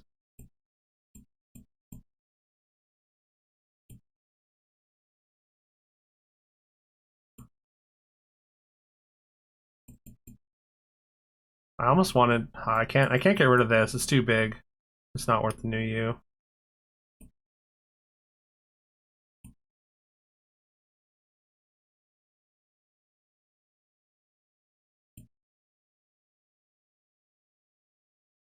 I think it's interesting. A lot of demons. I think I'm taking it.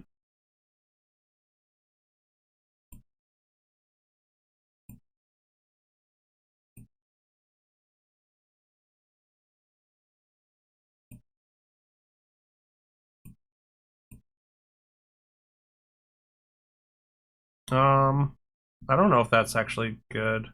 That's not going to be big enough.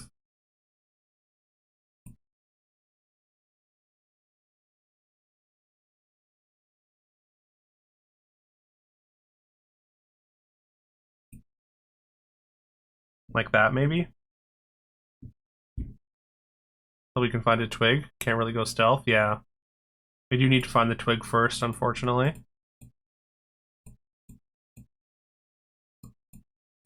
We're just not really making use of our drum roll. I mean, we are, but not as good as we could be, I think.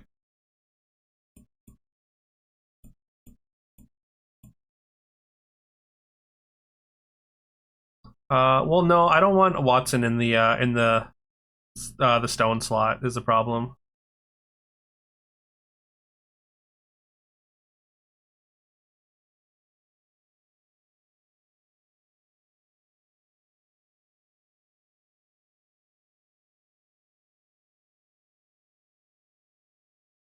Well, we've reduced the size of their board by quite a bit with the high. You're sniping the high demon. They still do have a lot of stats, or a lot of bodies, anyways.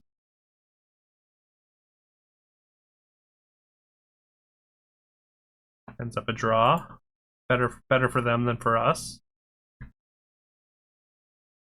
Okay, well, I guess we're dwarves.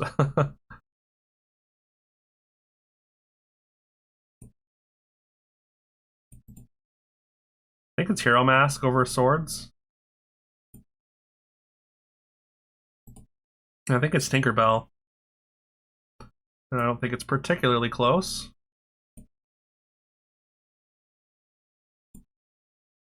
Definitely Tinkerbell.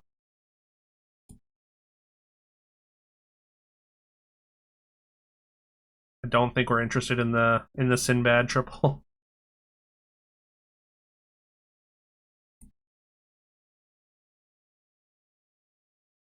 I think we're done with the summons now. I just want to play a full board.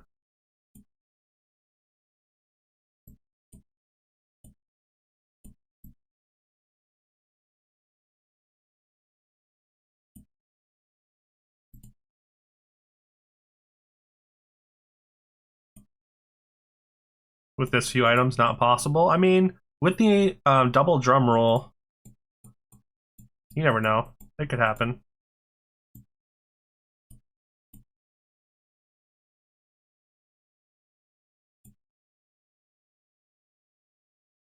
Gretel won. Yeah, maybe. Of course, they hit every single twig in the known universe after getting it on 4. They do manage a tie still, though. And also, they have Golden Mimic and Compass.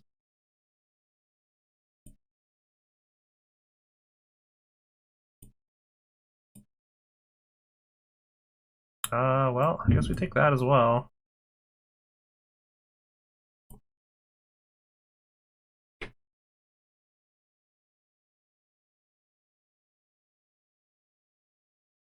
Um, yeah.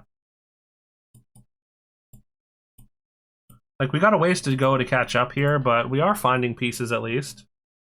Turn 16 pivot, yeah. We are drumming. We're drumming, chat.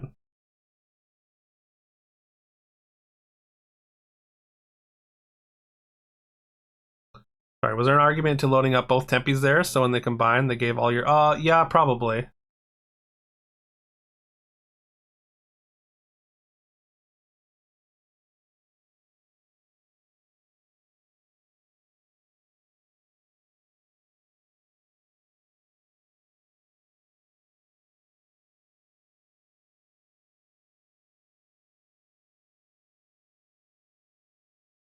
Wow.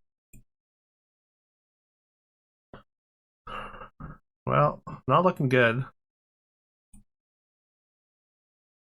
I mean, I think I just have to take all the items. Like, I can't afford to roll too many times. Like, I have to take even, like, the non-2 costs or 1 costs.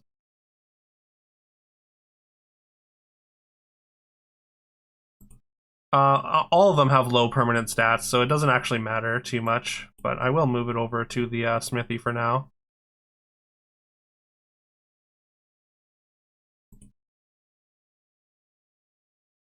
That's a cheap legendary pouch. We're gonna have to lock the Admiri, I think. I don't even know if I want to get the Admiri. It makes us a little bit weaker.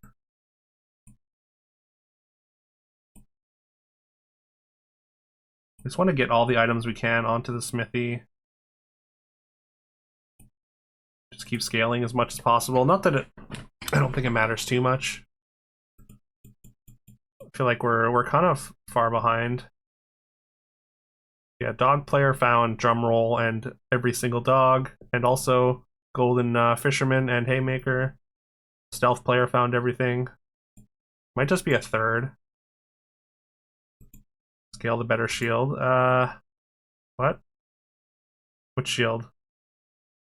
Oh, I don't think it matters too much, but maybe it does. I don't know.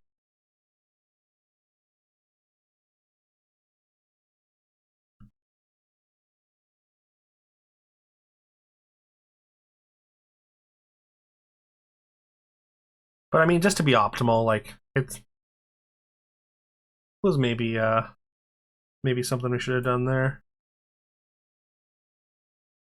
Doppelganger Diamond. I think that's better than.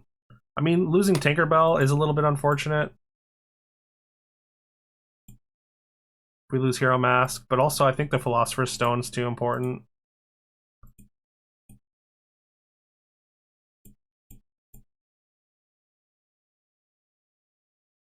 So we can just go for a second Admiri here.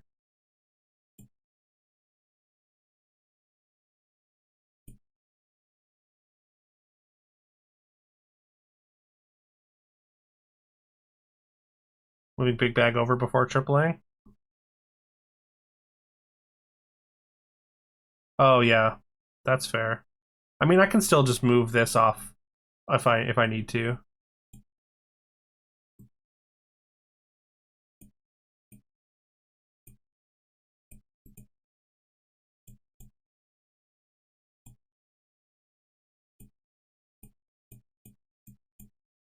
I think this is the thing to triple. Yeah, the second Admiri is huge.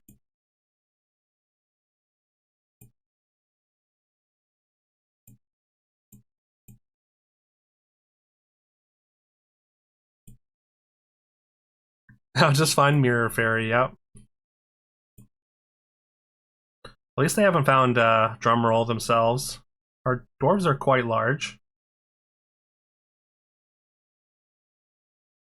Alright, we might be bigger than the Slay player now. Or the Stealth player. Could change heroes, but then I guess we could go Legendary Pouch and then change heroes, maybe? You had Miri the size of my dwarves. Thank you. Yeah, we're changing heroes. Exactly what we wanted. How about one more drum roll effect? Let's go. How many times can we copy this drum roll?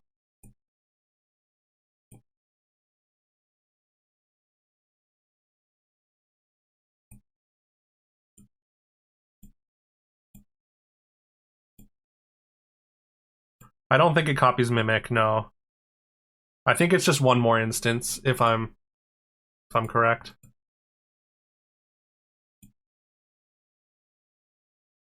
Yeah.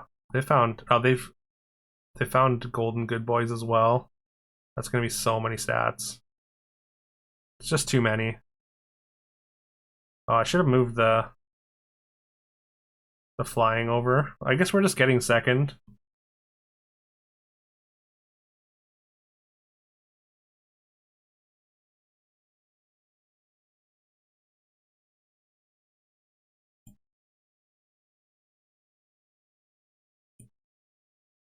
Another Admiri.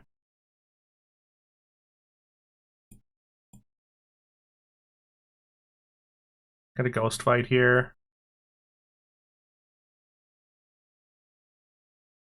Yeah, there's just not enough. We just don't get enough out of our stats, I think.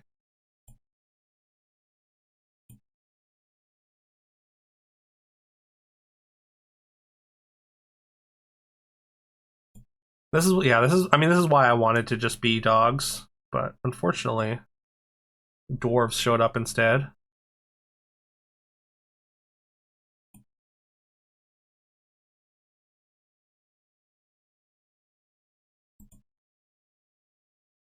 Hey, there's Nero. How about the pivot now?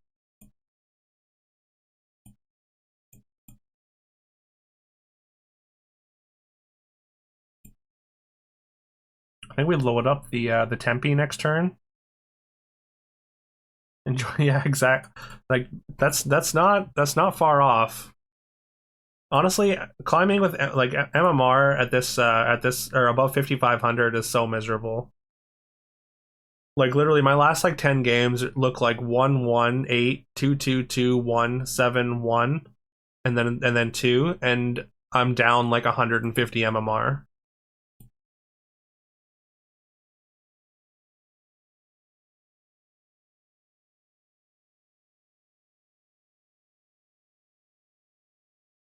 Like we got stats. We do have stats. They're just not enough. Maybe I mean there's a world where maybe we can get a scam on the dog player. I think the last few games looked like 8-6-7-5-3-0-9. That ninth place is what really sunk me though. Yeah, we got to move the wings.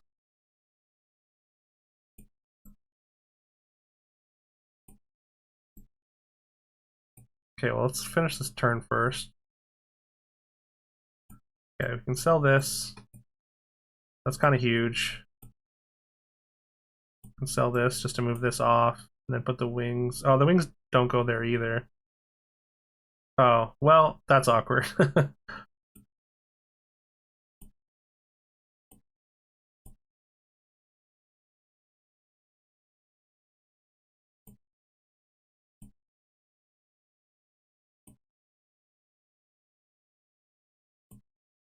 Well, that's interesting.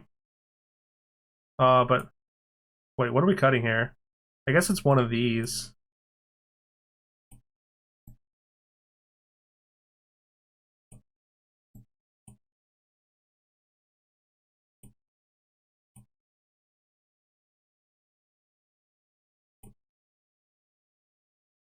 This needs to be in.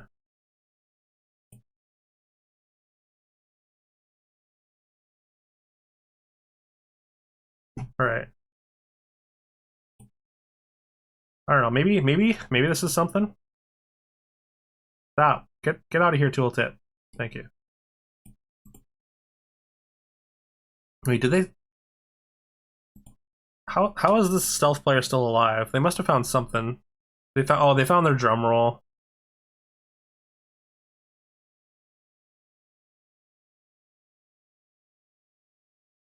That guaranteed 3 for 1 is so bad. Wow. How do we get third here? That sucks. I mean, we get a whole six for third, I guess, but I thought we actually were good enough there to beat stealth, but they hit and we didn't. Or I mean, we kind of did, but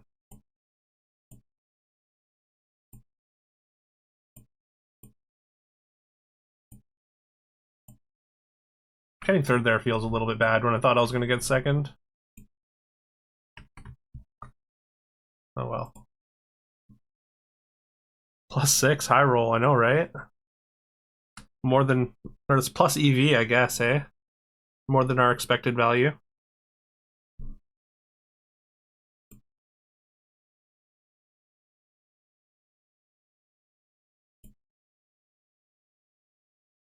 In reality, you got third with the third best comp for that entrance treasure. True. The other ones just kind of scale, just like by themselves. Do we play a Midas game for the first time ever? I like Fortuna, but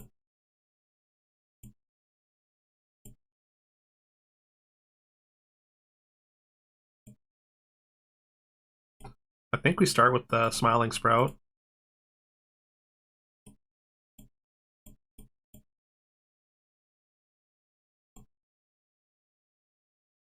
With item values, you think multi might have been better in 7 with an entrance rune? You might be right. That would definitely make our tempi extremely large. I figured just like getting the most out of our Admiri would have been good. Yeah, I did get a lot of stats from those smithies, so that is definitely a reasonable assessment. Come on.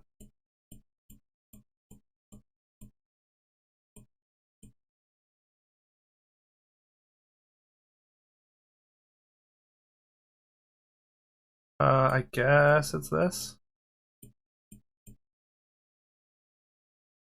Oh, it's Icarus on Merlin with an owl. Upgraded a frog on Midas today, then freed it. Nice value and tempo. Seems good.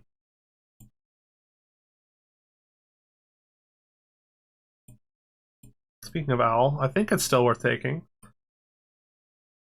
Owl seems like the main thing that I want on this hero.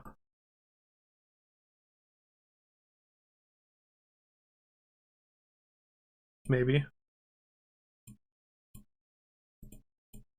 Hello. That's a shop.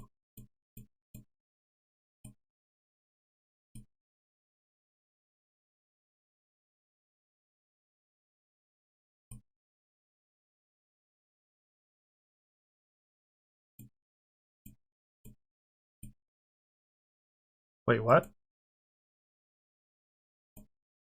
Oh, I was way too slow there. I forgot that I got a gold, so it's like, I don't know. I don't know why I was so slow. That sucks.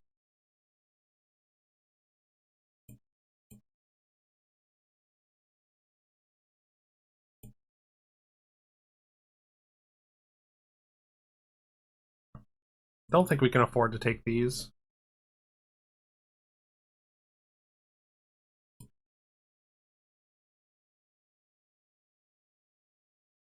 Uh, man, I'm always tempted to take the future vision. I think it's Puck. We don't get value out of this, but I think I need to change it for a 3.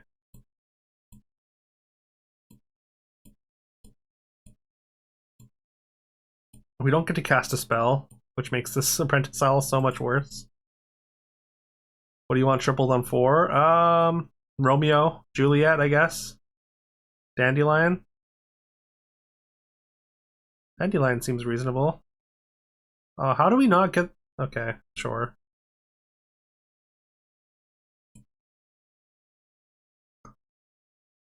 Hmm.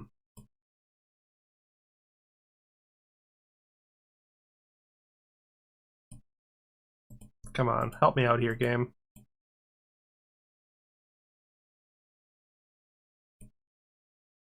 I think I take one more roll.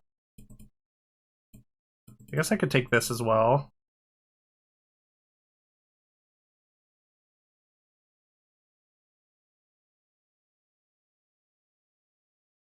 Well...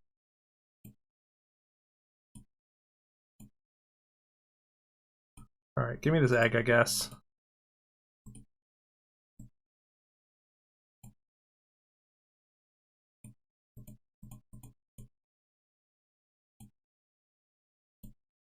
Well, at least the owl's looking better now.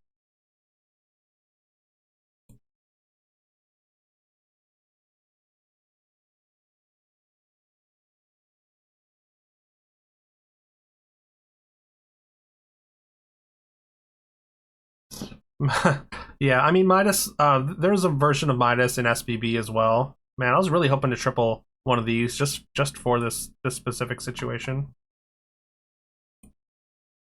Okay, there's something. But yeah, Midas has historically just been not exceptional.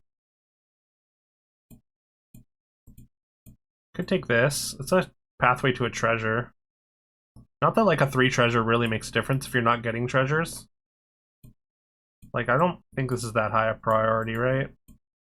I think I just roll, and I was really hoping to hit the Romeo.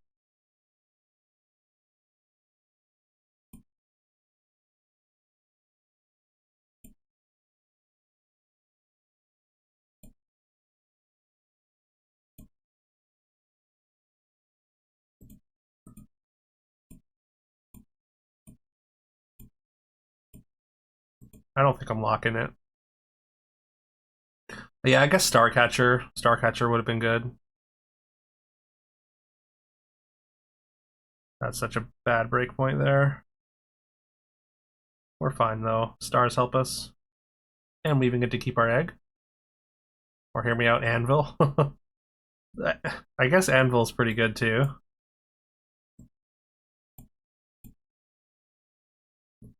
I guess we take this. Like, it's a pretty big stat boost.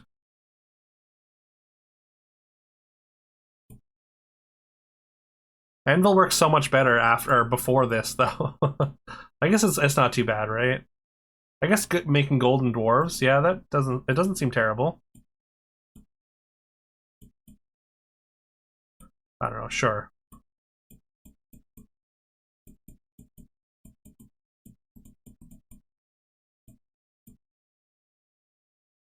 Heroes Turbo second, force fluffs and move on.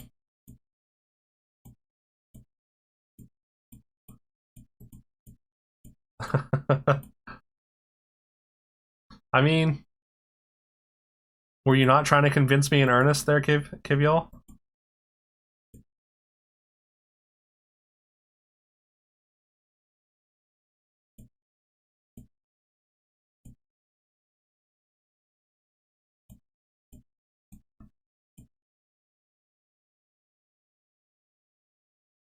I mean, it's not like we had anything better to buy with our remaining 3 gold anyways, so I don't feel terrible about it. This is too many stats. We still get the tie, but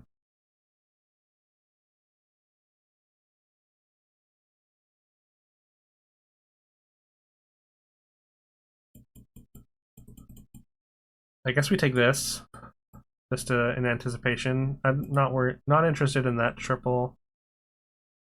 Uh,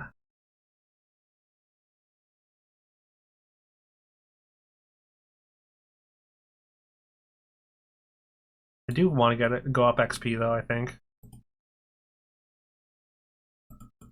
Speaking of going up XP, I guess not. Speaking of, that's. Do I lock for this Juliet? I think it's probably too late for the Juliet already.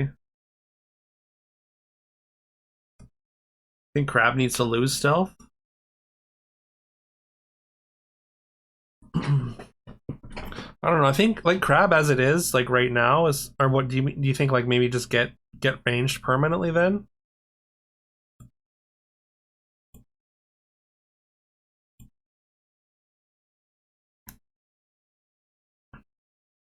Yeah, it's kind of free. I found it's like I don't know.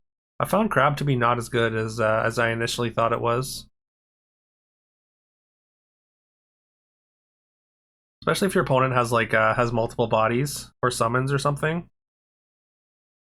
Losing the stealth makes it pretty bad right afterwards.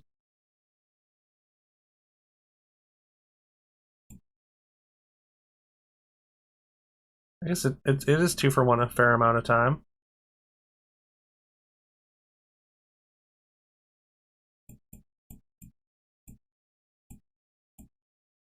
Huh.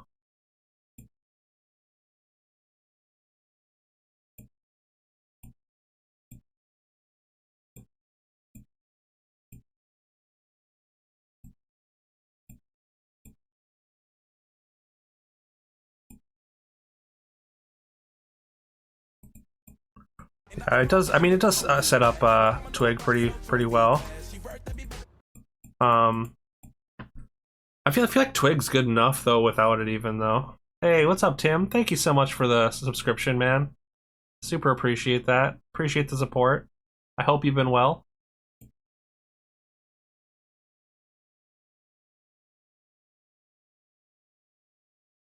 I don't think I want any of these, so I'm just gonna take this.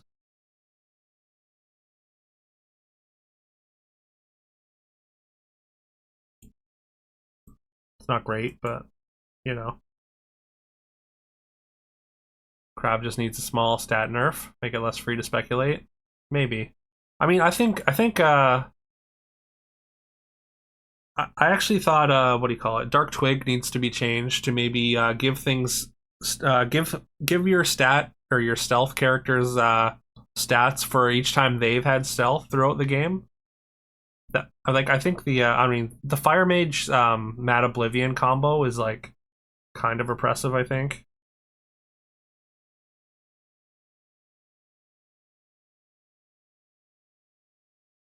Because like I feel like the stats can be pretty manageable.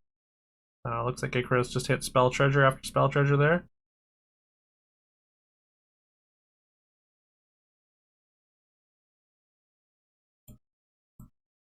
I mean, I'm gonna take this.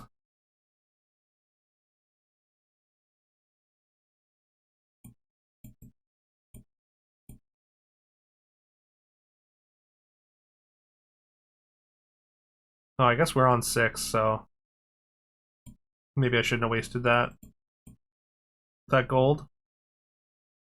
Although, I mean, we need to hit specific 6s, and it just rarely ever happens.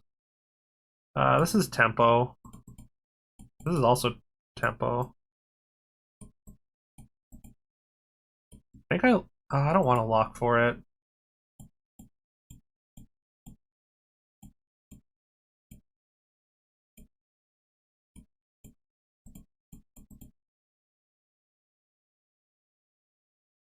Or it needs an empty space to hide. Might be interesting. Your last game yesterday, you got Lamp into World Tree and had dog farming angels. So good boy, keep reviving with the angel. Oh, I actually saw somebody with that almost exact same board a couple of nights ago. I think it was on the beta, but yeah, that's kind of gross. Like I thought World Tree was like kind of bad in this game, but like good boys with the angel stats and being like constantly reviving and throwing stats around is actually kind of nuts.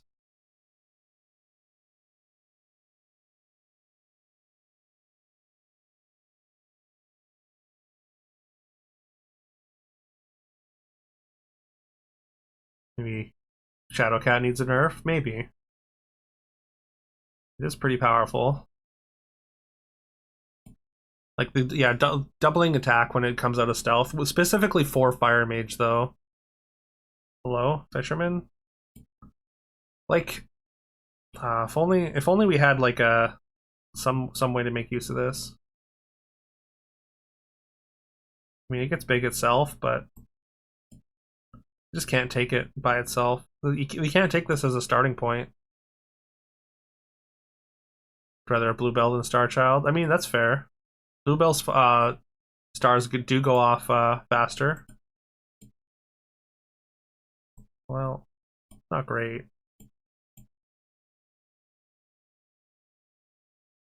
Better than nothing, I suppose.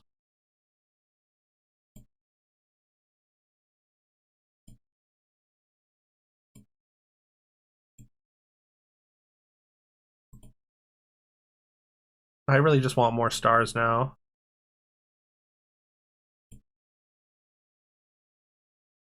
Don't think I take another mat.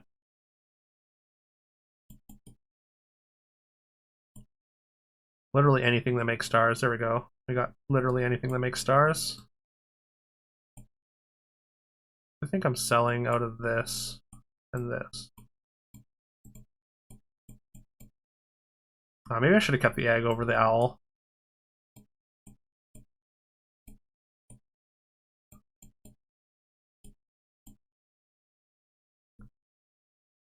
Faster catch the treasure. That's the challenge of this hero. If you get it fast enough, you get it. Tap APM can allow you to take treasure on Android, can it? Oh no. Oh no. Still potentially hit with an item, but it's much harder and more expensive. With the stealth item?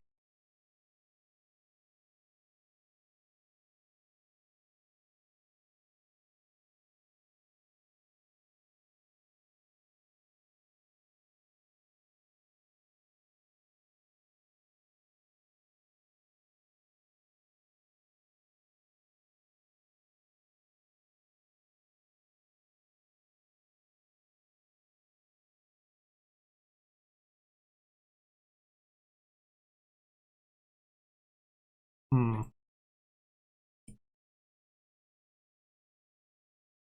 Okay, we're on 6. I don't think... Yeah. We're kind of off of stealth, potentially. I mean, if we see a twig, we're still going to take it. Do I take the Shadow Lord, actually? I also like Merlin, but... I mean, yeah, we got to take this. It's just so much better. I want to give Oberon stealth, but I think maybe we do this. Oh no, that's not great. No.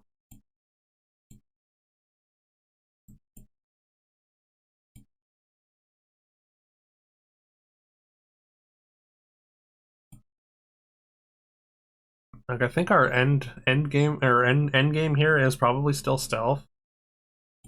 Unless we get something special. I'm not gonna lock that. I need to find the twig. If anything.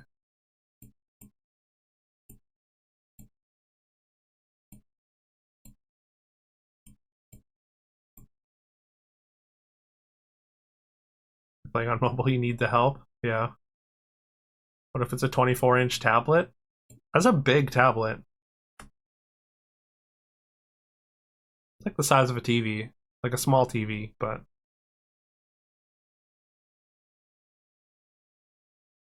sounds kind of fun to play this game on, to be honest.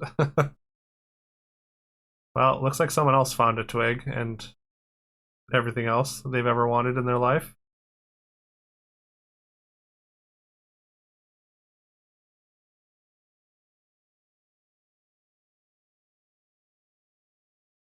24-inch tablet is just a laptop.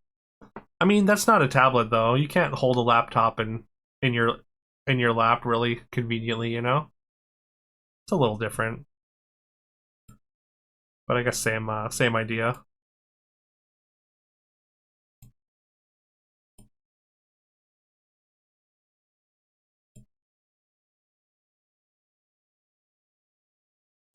We just don't have a way into anything really here.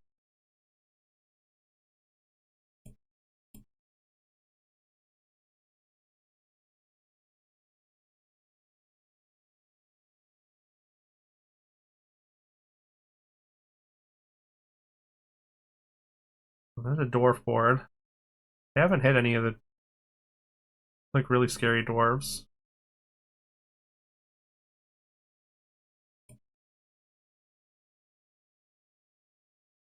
At least not yet.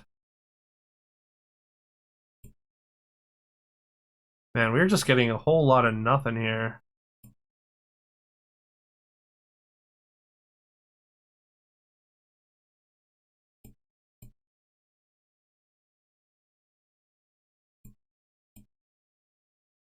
I think maybe we just summon the bluebell. Or no. No, we want to summon probably the puck, right?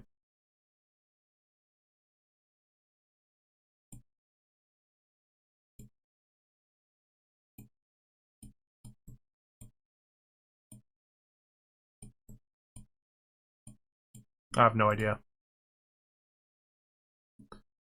Like that on Golden King, you can still get quest treasures, but hate that you get the treasure animation. Yeah, that's a little bit unfortunate that there's that sort of visual bug. Winner comps, stars, shadow, third place comps, dwarves.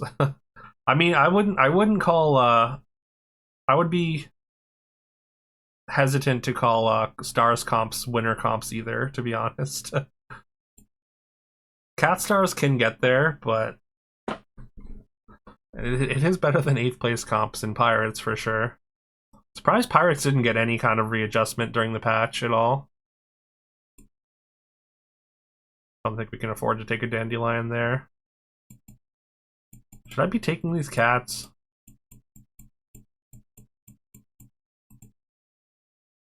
Decent stats, I guess, but maybe not.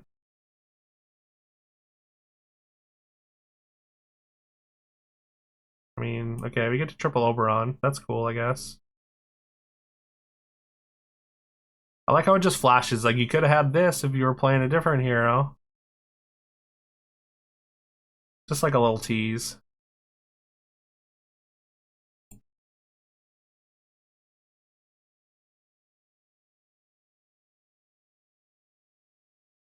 I don't care about that triple at all. Maybe I do want this dandelion.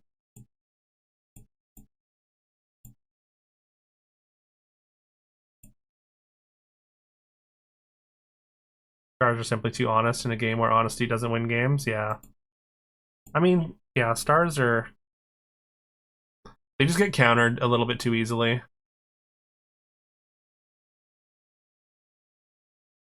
Just like having an extra body just kind of hurts you a little bit too much.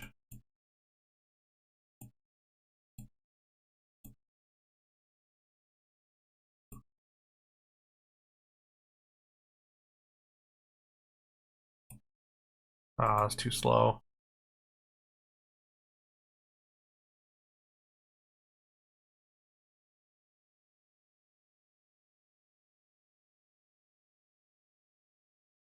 I think we at least get the draw here though.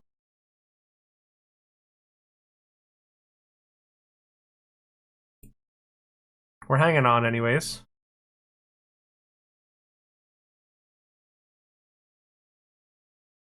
Maybe we can salvage a top 4 out of this.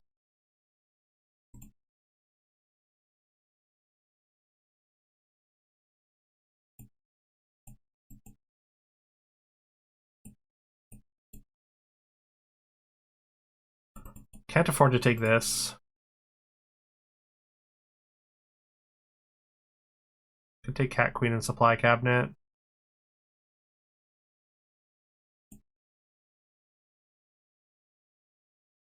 This doesn't seem like it's good enough.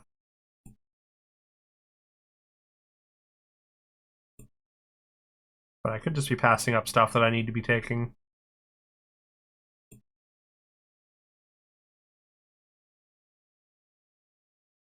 Mages also love a Phoenix. I think that each comp needs a little extra help from another.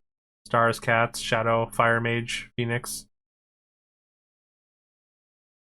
Right, yeah. I've done the Phoenix on the Stealth comp as well. That's pretty powerful. I mean, Stealth is a little bit too ubiquitous, I think. Like I like cross comp synergies and all, but like it feels like you can just put anything into Stealth and it becomes instantly too powerful. I mean, it's mostly just Fire Mage, but like I've seen like World Tree Good Boy as well, and that's pretty gross.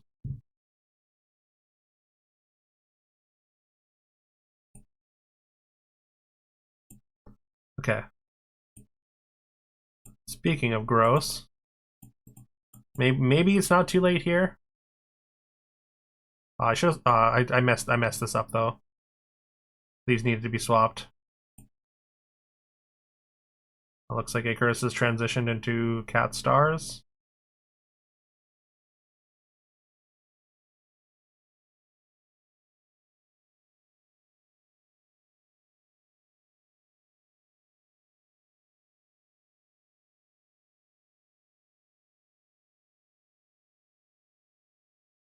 Okay, manage a tie. Farmer's dogs will annihilate you because not copying deaths. Cross pollination works.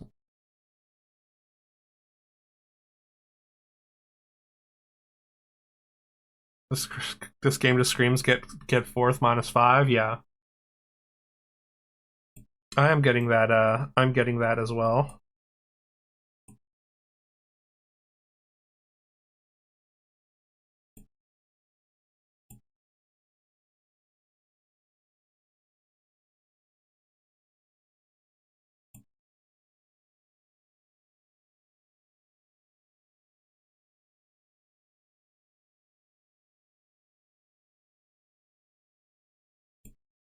I mean, if we can find some more stealth pieces, then maybe we've got something.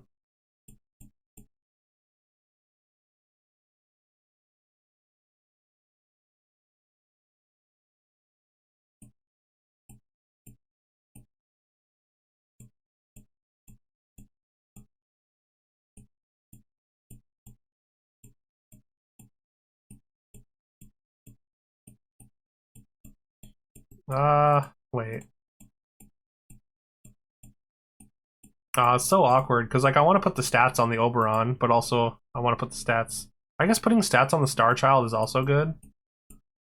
So I think that's fine. Get an upgraded mirror on the wall in every slot.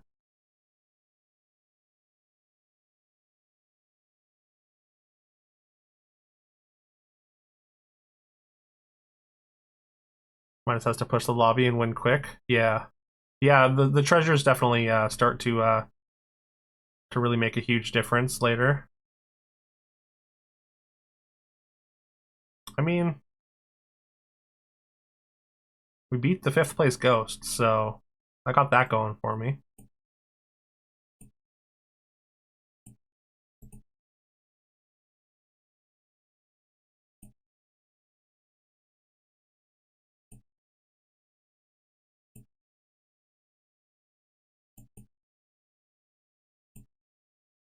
Fire Mage would be great. We got the 1st place board. I mean, it's just they've just found everything they've ever wanted. They've got the Fire Mage and yeah, and Entrance Rune and double golden Dark Twig somehow already. We found one so far. Not really sure how we could try and scam just to try and get a tie here.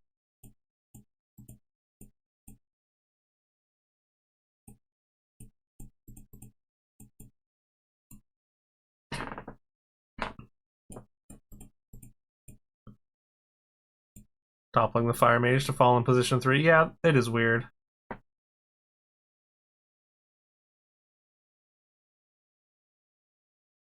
And they've also got a Sintamani stone to go with it, so they've yeah.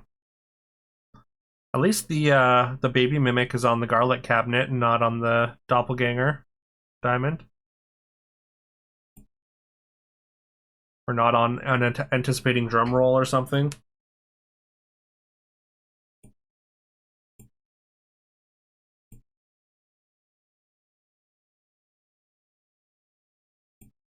Look, they found two more. How do you find two more on that just on that one turn? Imagine. Imagine being that fortunate. Never in my life. Hey, what's up, love? Good to see ya. I am well, thank you. I hope you're well as well. Games are medium at best, but you know, we're here. Gotta go to an appointment. Appreciate the good luck shift. Appreciate it's always a pleasure to have you in chat, so hope your appointment goes well. Catch you next time.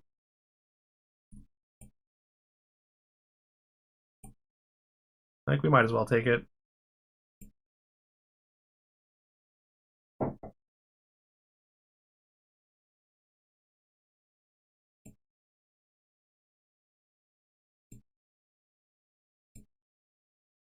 Yeah, we just don't. We just have to pray that we can. I mean, they've improved a lot as well. We have to pray that we can get through this with a tie, and just like maybe Toy Dino gets knocked out by the stealth player. Then maybe we get a third and we don't lose MMR. Any world where we take Mad Oblivion here? I don't think so. I mean, our whole board isn't stealth, but still. We really need a fire mage, I think. We need our own fire mage. There is also a phoenix, though.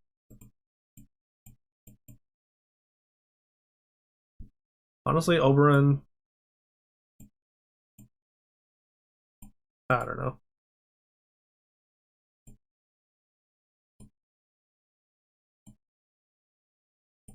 Well, there was a Dark Twig there, and I couldn't click fast enough. Just too slow.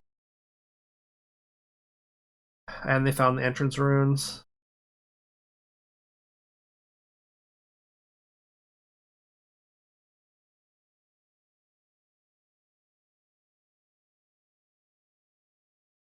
Yeah, we're not even going to get the tie here.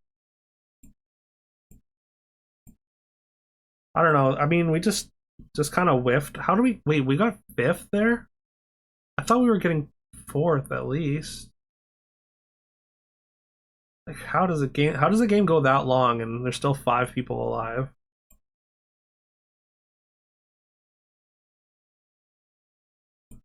God, that sucks. I don't know if it was the hero or just like unlucky, or maybe just like my own failure to see lines out of it. But that one, that's like 3 first places in a row worth of MMR down the drain. Not that MMR is real or matters, but still feels bad. Play Merlin. Merlin's like one of my favorite heroes.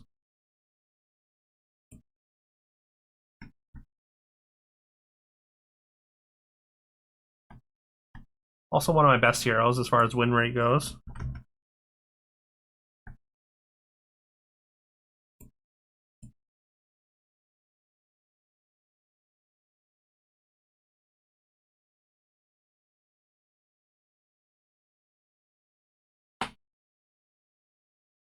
Game hasn't cooperated with your future visioning twice in a row. Yeah, I mean, it's possible that maybe the future vision just isn't. It's just not worth taking, and maybe I'm being too greedy taking it.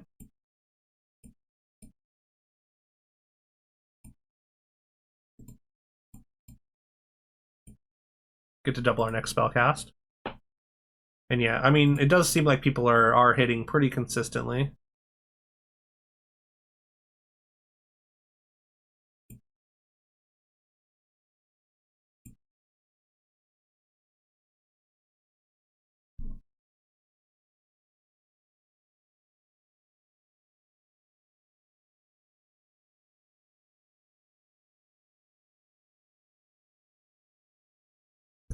We recognize zero people. Well, Lil Nenko is used to be an SBB streamer, but then dropped the game um, with the FTX acquisition. So I do recognize that name.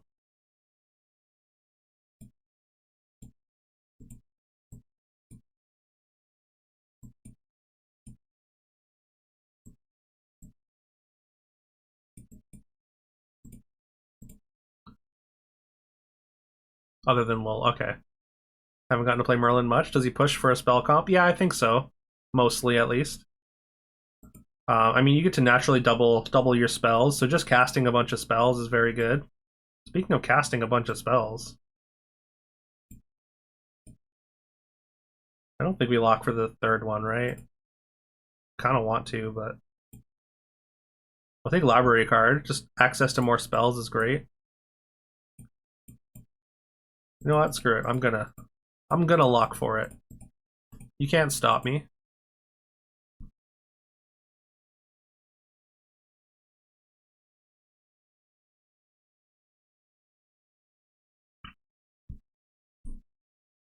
What's up? What's up, catfish? Think I do lock for it? That's just because I did? The Wish for Brilliance Merlin Revenge arc. Let's go.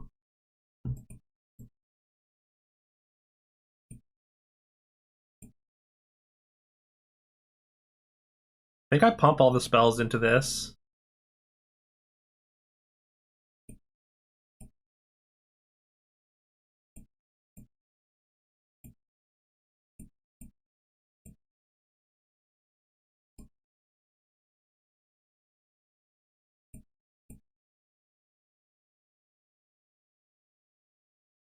You said that before. You actually think it's right? Okay. Good to know.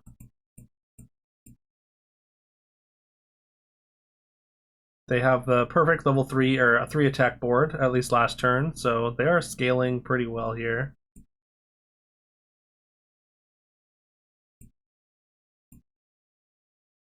It's all up to 6 now. Well, at least we get to draw.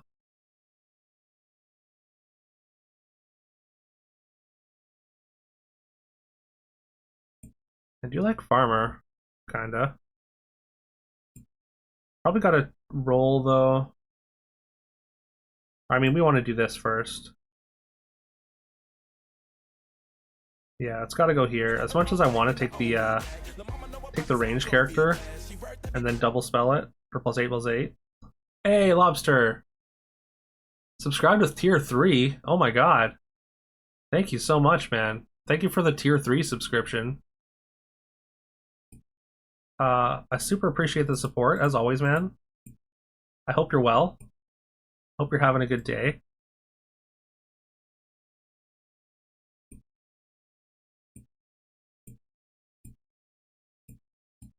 I should have taken this and, yeah, I just wasn't thinking.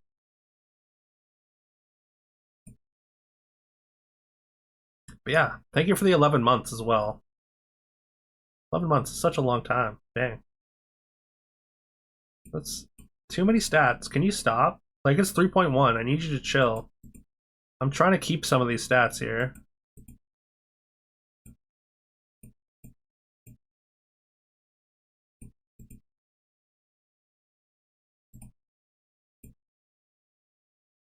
Um, like this.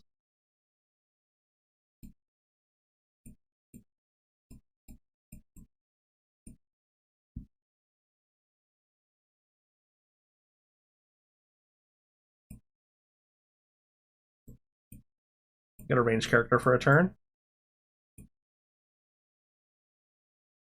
Oh, that was a waste. I just wasted my double spell cast there. Unfortunate. Day's going pretty good. Good to hear. Struggling with the joys of potty training a toddler. Oh wow. It sounds both like a struggle and a joy for sure. That is a pretty large owl, hey? 4141 on 3.2. That's what happens when you invest all your resources into it and never buy anything else. Speaking of investing all your resources, what the hell is happening with this 30/30 Rapunzel? Why is that happening? Why are we just getting dumpstered? How are they 2 XP up with like literally like they just found everything? Okay. I mean, I guess they probably just took XP spells and won because of a mutable idol because it's busted on 3.3.0. Gain some health back, I guess. Maybe I should have taken this. I probably should. Even still. Mostly struggle. Fair. Fair enough. Ooh, Book Mage. Book Mage is exactly what we want.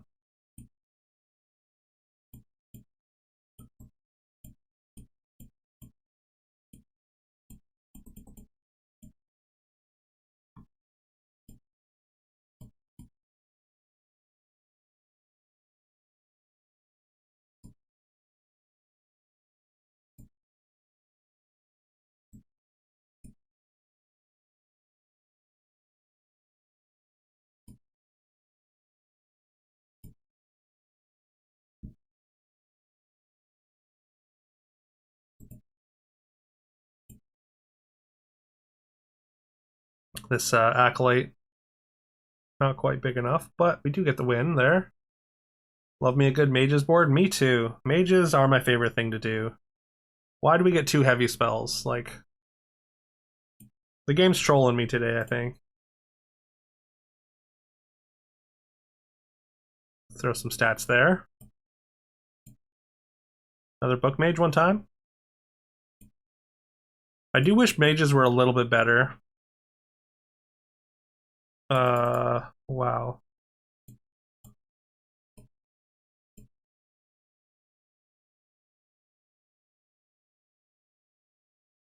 I want to lock for this, but I can't. I have too much gold left.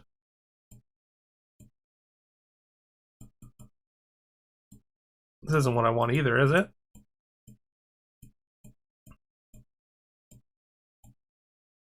Like, not particularly, but what else are we going to get here? Oof. Not great. I think I locked this spell, because +8/+8 is a lot.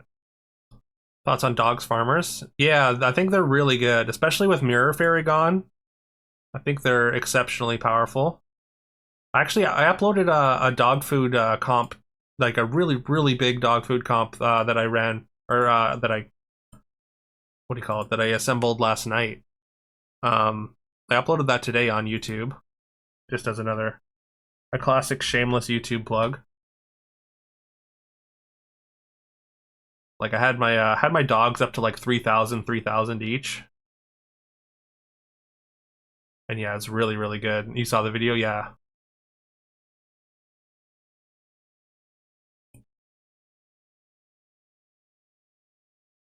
Yeah, it gets pretty nuts. I think yeah, they're like even with the Nero nerf, like it feels like yeah, the 65k, 45k farmer at the end, yeah. Yeah, the good boys getting all those stats and just like building like they kind of work like Slay now. Where you just like with you need more pieces, but like they're not Slay, stealth, where they just kind of scale naturally, which gets very absurd. I don't want to spend my mana quite yet, just in case we see another Book Mage. And we do see another Book Mage. Do I keep the Fool? I think I kind of want to keep the Fool over the 7/7. I think it does a little bit more.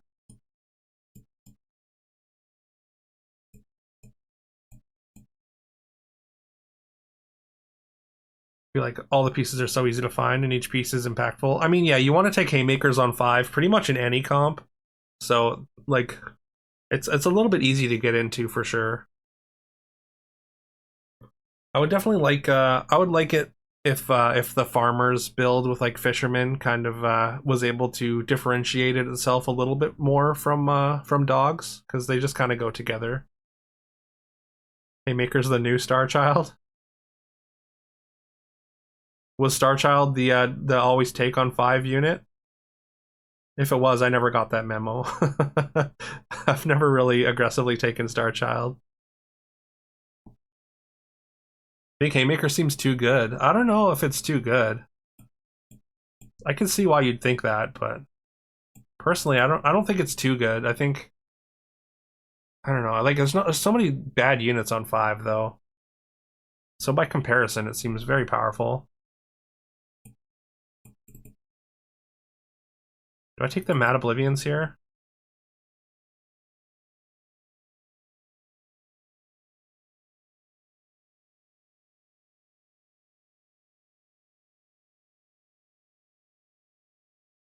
I mean, it gives us an in into stealth, I guess, if that's something we want to do.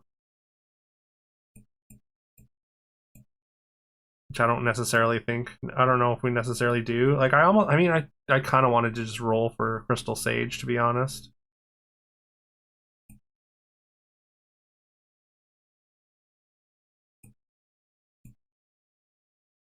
But there's no guarantee we find it.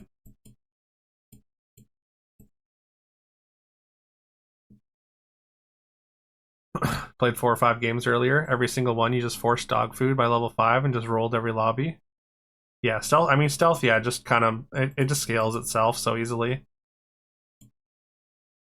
But yeah, I mean, I guess that makes sense as long as you find the haymakers. Although, like, I found that I don't necessarily find the pieces that I'm forcing if I do try to force something. So I think there is still some risk involved. But like playing like Huskies through the mid game and like haymakers on 5, like you're just taking really strong generic units. So it's just so easy to get into it.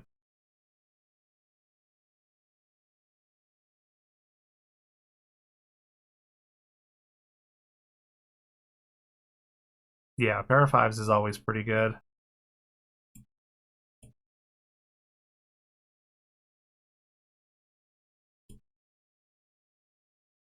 We're not taking the future vision. I will take the spell book though, and I think I put it here.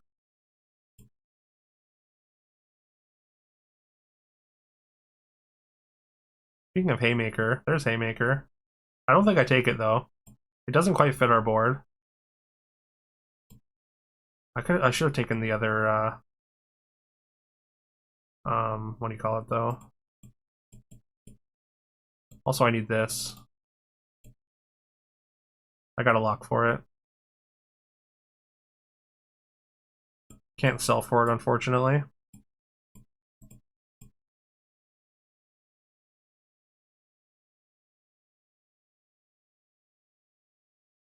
You'll find the haymakers on 5, yeah. Swapped from a very medium stealth board to dog food on like 6.4 and still steamrolled the lobby. Did you have like drum roll? Or just like a really good shop? Because yeah, like that transition is kind of wild.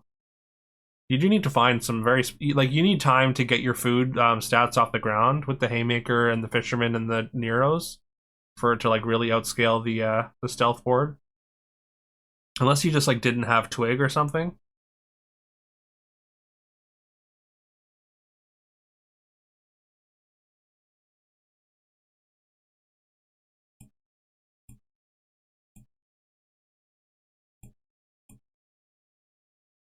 I think I want to set up more like this, so we actually get these attacks a little bit earlier, maybe. Mostly because I just want to get a bunch of permanent stats onto the Apprentice Owl, and then you cast Titan's Flowers on the owl. So I just want to get as much health onto the owl as possible. I don't think we scale enough at 1 health per spell that the acolyte health ever really matters.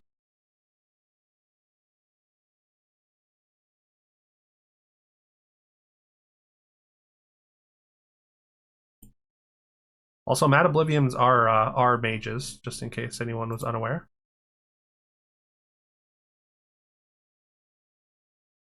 I do want to put this on the Crystal Sage for now, though, just to get as much stats here. Tempe are mages too now. That's true. People were asking for more ways to play cross comps, and Lara listened. Tempe's a mage. I think we're not going to play this second mat right now. I really just want to get this Crystal Sage Slay.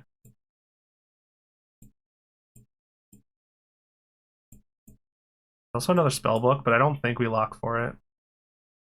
I don't mind it though. I want at least the +2/+2 book, if not the legendary one for the Acolyte. Yeah, I mean, even then, like I said, I think I just scale the Apprentice Owl just because of Titan's Flowers. Like, you want to get your health as high as possible on the Owl, and then you start doubling it with Titan's Flowers. When you're getting a Royal Mage. Been asking that for 3 years. I guess there's never been a Royal Mage, hey? Except for a Court Wizard for a very brief point in the SBB beta. They did make Court Wizard a Royal just to test it out, and it was too good.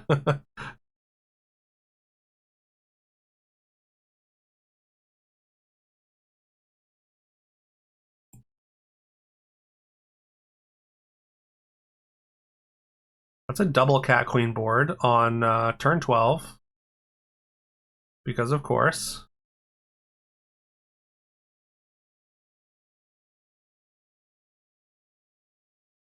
At least I get my Slay. But there's infinite cats over there. And we're going to take a bunch of damage. Your only gripe about mage comps is you feel like you really need mana treasure. 2 to 1 spells a turn. Yeah. You need the mana treasure, and also the scaling's just not, it's just not good enough. Like this, like in the end game, once you hit level 6, like as you saw, like immediately there's a level 6 comp that's just like completely crushes us with literally two level 6 units or 3 level 6 units, and we just can't compete. There needs to be a way to generate mana outside of treasures though, for sure. Especially for mage comps, but just in general, I think.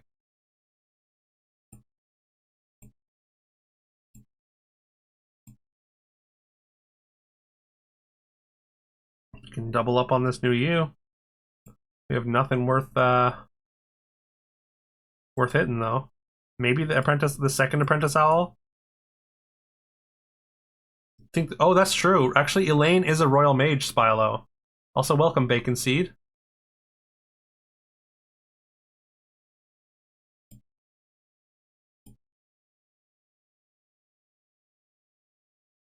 Okay, we got an Odin's Ravens. That's pretty good.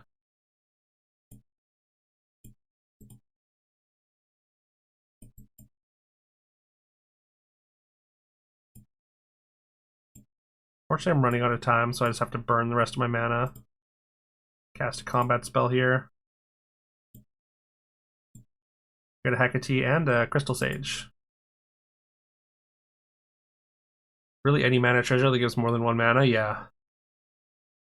Yeah, Ravens, it's a little bit late, but it is a good pickup for sure.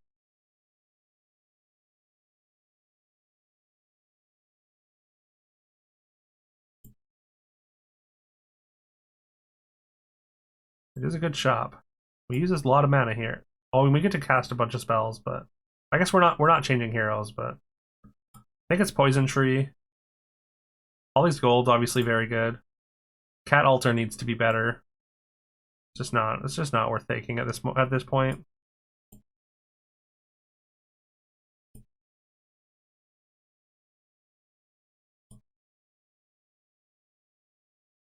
A wolf bait.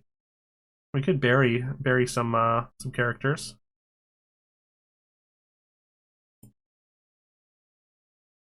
Could double up our wolf bait onto the book, maybe.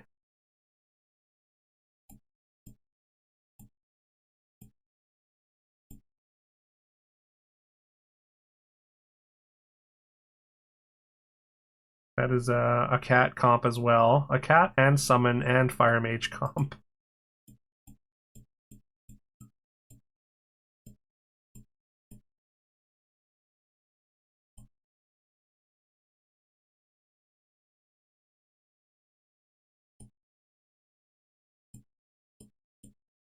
I think we do this. I Maybe even this.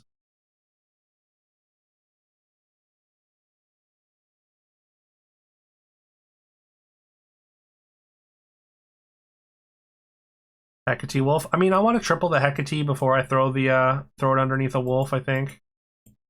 If I can help it.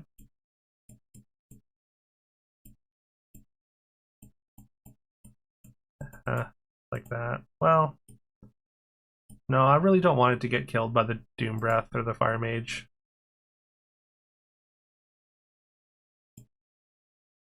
Really.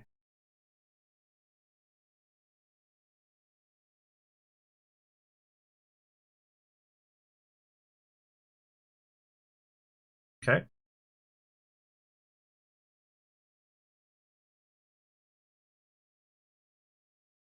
I mean, this succubus is actually going to ruin me, isn't it? No. Well, it's not going to ruin me, at least.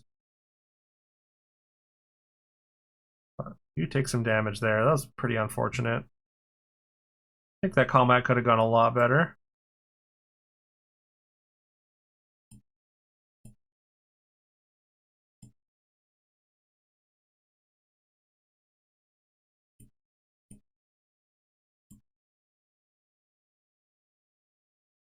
I'm tempted to Ascendance the Witch Queen.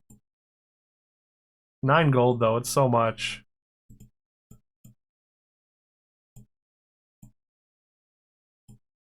Probably worth. There's the Titan's Flowers. We don't... we can maybe get to it, actually.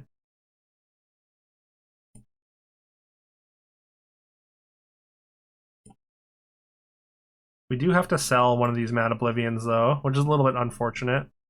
I think it's better than selling the book.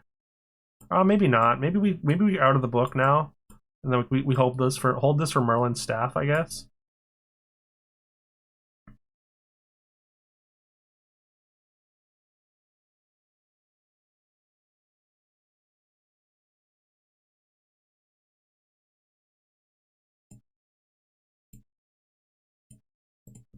Then we lock these spells for next turn.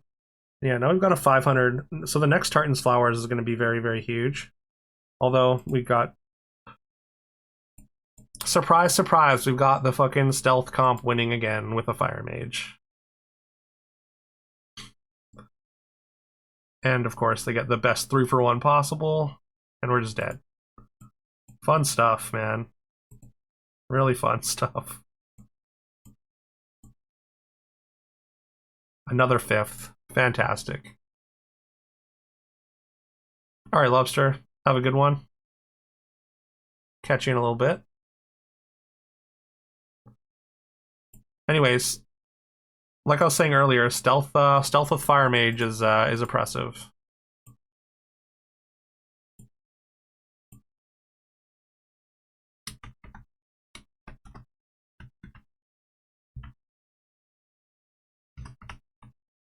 And yeah, getting another 5th, like, just destroying any small amount of confidence I had. That's cool.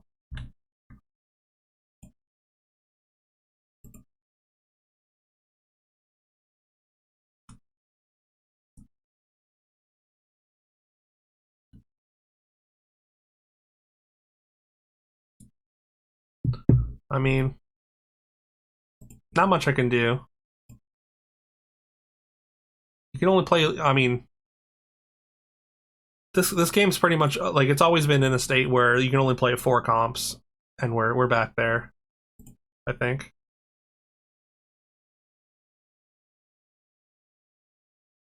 I mean, we're still there basically.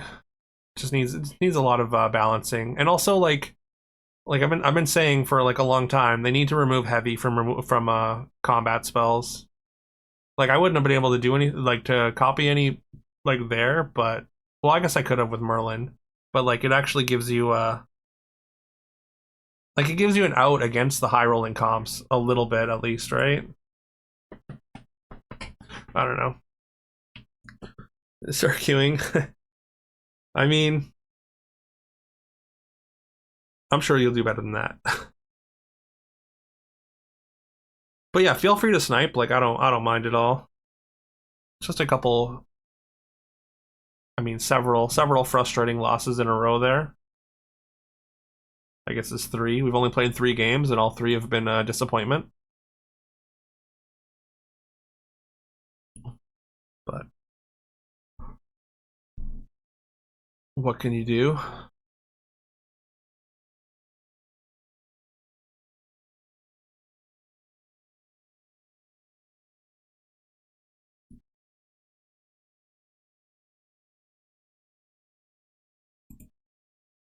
I guess we just play Demeter. It did take a nerf, but still probably pretty good. Hopefully.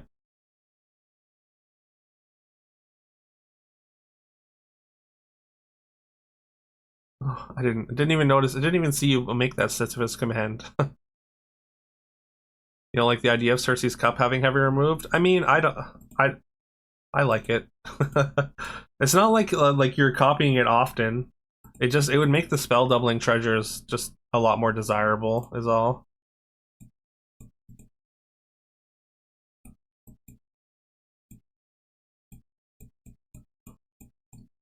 Like you need Merlin's staff to even copy it once or be Merlin. So like I think the instances where you're going to see it copied is still going to be pretty few and far between. So made it last night. Nice. That's a great emote though. That Sisyphus emote. Did I try enable it? Oh no, I didn't. I did not.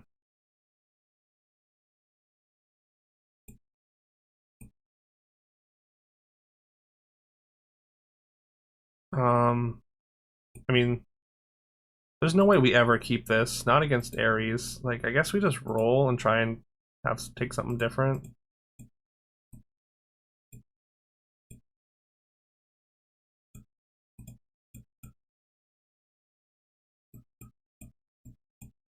Let's do this and pray that we can get a tie here. We can't. We can never get a tie here. Especially not with that outcome.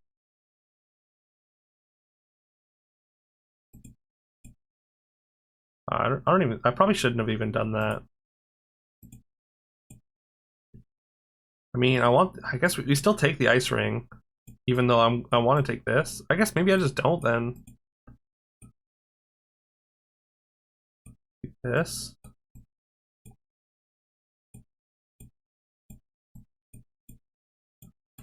All right. Level 6 feels way too chaotic for you right now. Yeah, I mean the whole game right now is just get to 6. Like basically none of the mid game scaling ever matters, and you just get to one of the 4 end game comps, and like that's the entire game, which I don't love it. I don't I don't think that's a healthy long term. Um, but yeah, I don't know about chaotic, but yeah, it's just a race to level 6. It feels like, and then you get either stealth, your dogs, your stars, I guess, or I guess it's cats and dwarves maybe. Those are the 4 comps.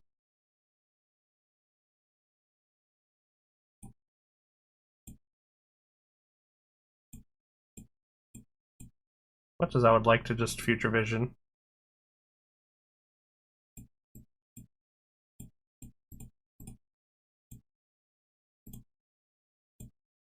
Yeah, half the game is just trying to survive to 6. Yeah, and then just transition into whatever comp was available. Or I mean, like you can do other stuff if you hit like a really exceptional treasure, but that's pretty much it.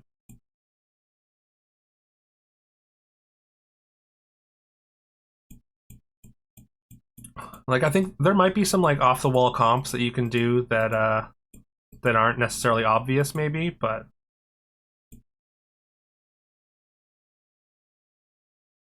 I think they're pretty few and far between.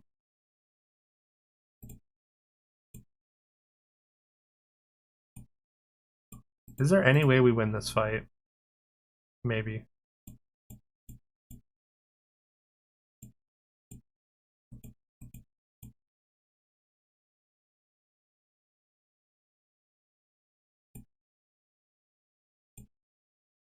Oh no.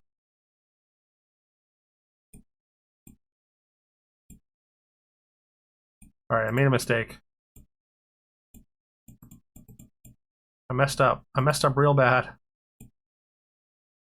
Star's the only build you found that you can play at any point in the game.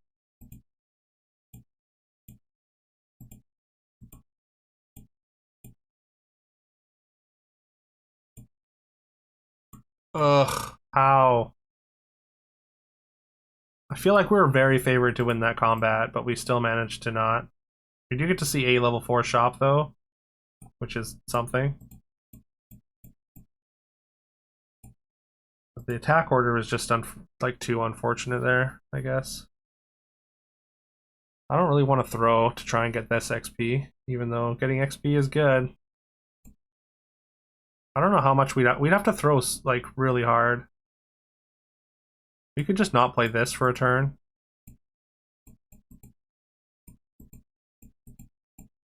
And then what? Just don't play any of this? Just throw this in? That still might tie.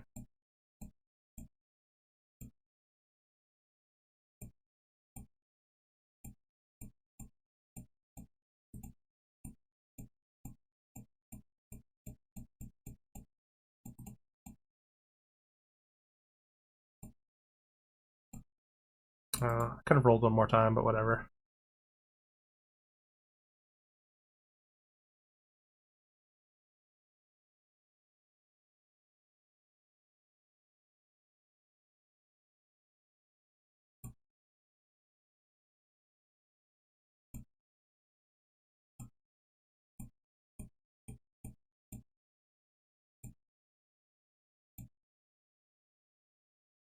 There's no way we do a yuck yak thing here.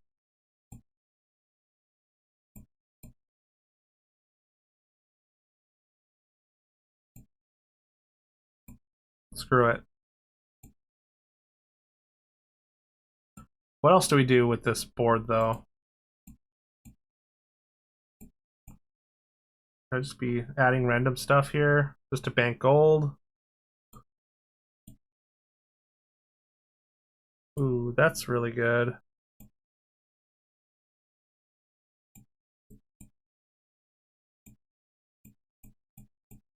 I think I want this.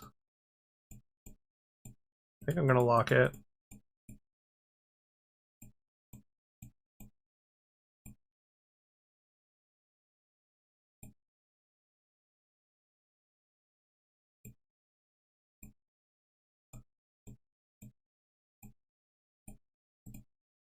I don't know. I don't know if I'm throwing enough or not enough.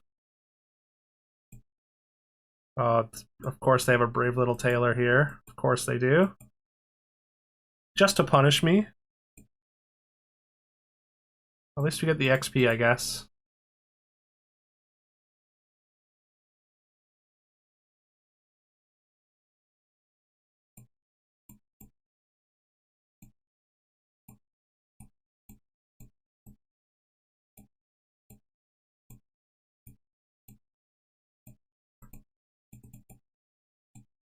I'm like half tempted to Nocturne here.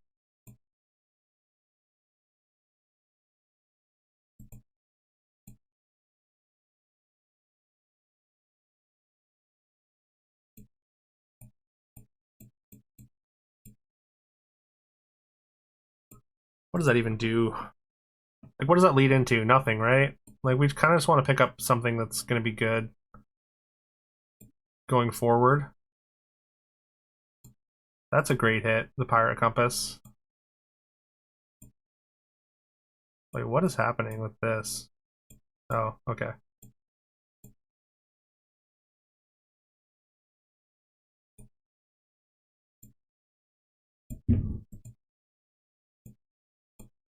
So awkward buying buying this actually. I mean, there's maybe the back protector's better, but like the fact that the ice ring's gonna pop it right away, a little bit unfortunate.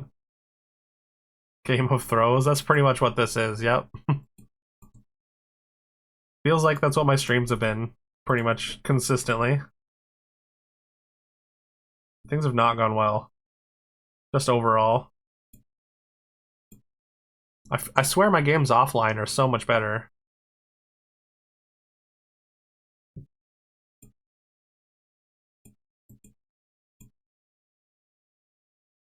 You believe me, right? I want to take the catnip, but I think I take my 2 free rolls to see if we get the Narcissus here. And we do not. I could take this, I guess. But it's not great. Thank you, Spylo. I needed that. I need someone to say they believe me. Hey. We just roll and roll desperately enough and we find what we need. Ooh, Aladdin's Lamp. Holy Grail also quite good. Although we're not, if we were going to 6, Holy Grail would be more of an a hit here. Doesn't look like that strong of a board. I think we can afford Aladdin's Lamp. I think we can do it.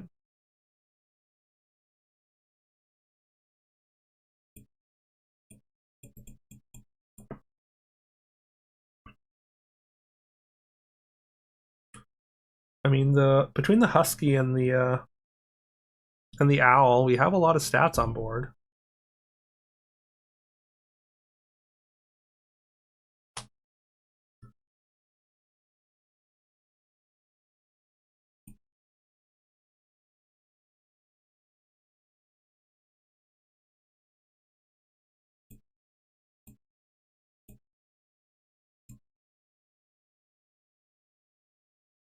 Fortunately, their Husky is not very big, and the Romeo and Juliets, they didn't find multiples, so we actually win pretty easily there. They took XP thinking they were going to win the fight.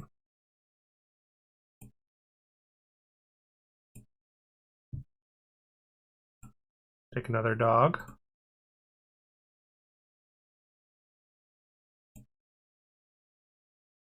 Ooh, double catnip bottle here. Can we sell for it? No. I mean, like, I've got 2 things that I'm happy to sell. They might have.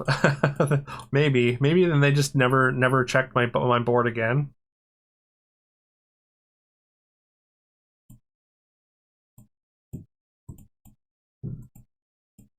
I guess I could sell these 3 for the other one. How bad is that? Is that worse than just playing? It's probably worse than just playing a 2020 and this and this.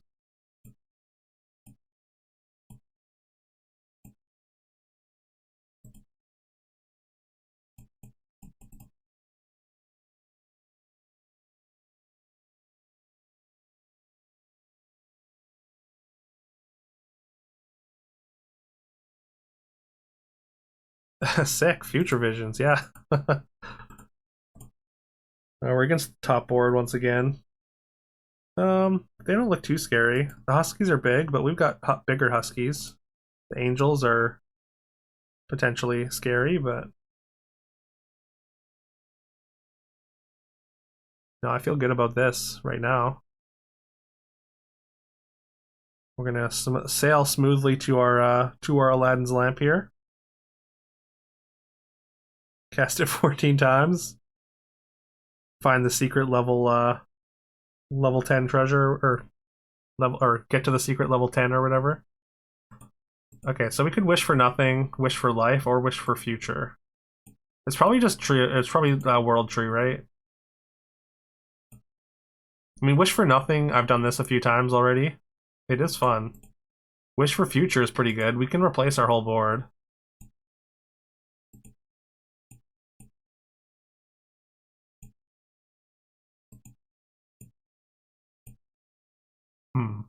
It's actually kind of tough. Well, it's not that tough. We're gonna go wish for life, and we're gonna take this purple puff.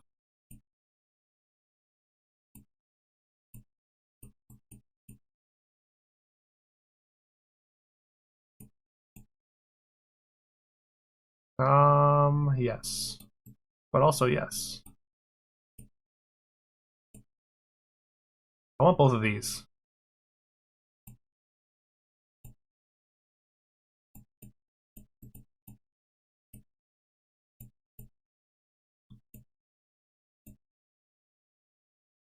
Like getting the twig allows us to like pump up like good boys and whatnot. This is just better right now, though.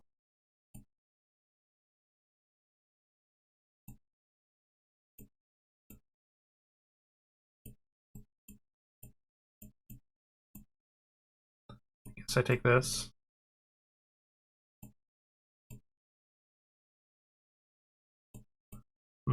Maybe I should have taken or kept the.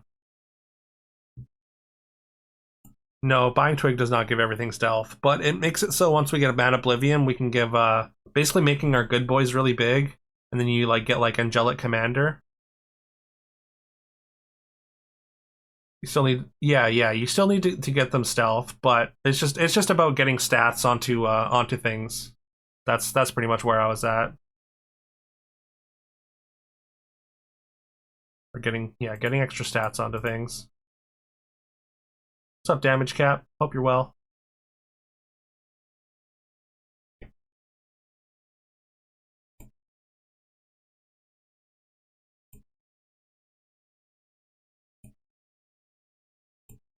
We are going to take the good boy, even though it's a little bit small.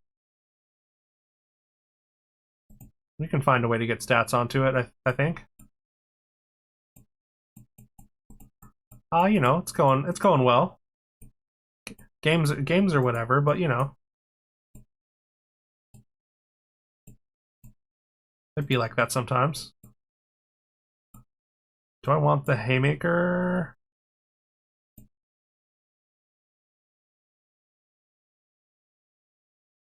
Yes, but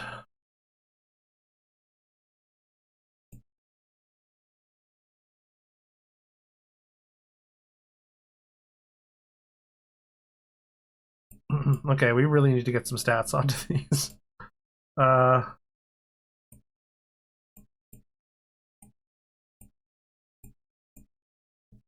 think I'm out of this Husky. It's big, but I think we can do better.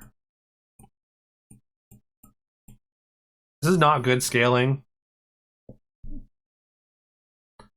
I mean, this is barely abuse.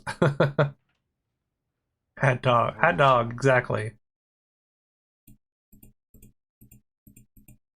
Like we're doing very reasonable things, I think, with this board. Hey, Icarus, thank you so much for the raid. I hope your stream went well. I think we played each other earlier.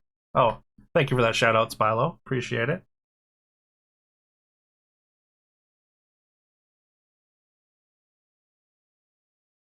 Yeah, again, I hope your stream went well. Hope your games went well. How are you enjoying the new patch now that it's live? I have mixed feelings personally. That's a full cat board, full cat stars board. So we're maybe even just dead here. I guess they don't have Oberon, but like these breakpoints are just absolutely killing me.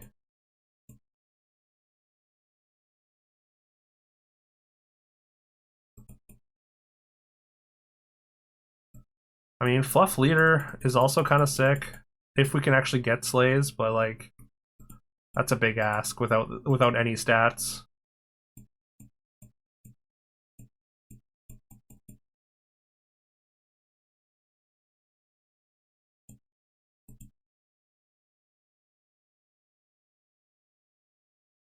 Like I want it, but I just can't take it, unfortunately. Like I guess we did the slowest. We do have a ghost fight. Okay, we have a ghost fight. That might help us. Um, it might give us some breathing room here.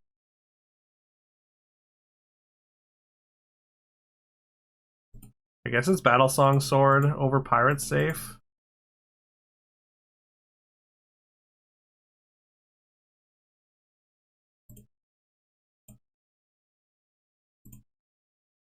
We just need those stats. Too much stealth running around. 100% agree. I literally lost like I think all three of my games to two other stealth comps or two stealth comps in general.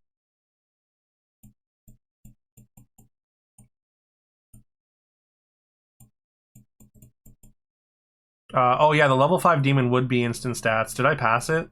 Did I roll past it? That's a mistake if I did. That's a really bad hit. That's a really bad hit. All right, it's fine. It's fine. Yeah, okay. I'm glad I didn't roll past it. So tired of seeing weak mid game boards that get to six and spend. Yeah, I mean that's the whole game right now, right? Is it's just people getting to six and then building their comp from there, which is a little bit rough because like no, basically it feels like almost nothing you do in the mid game matters.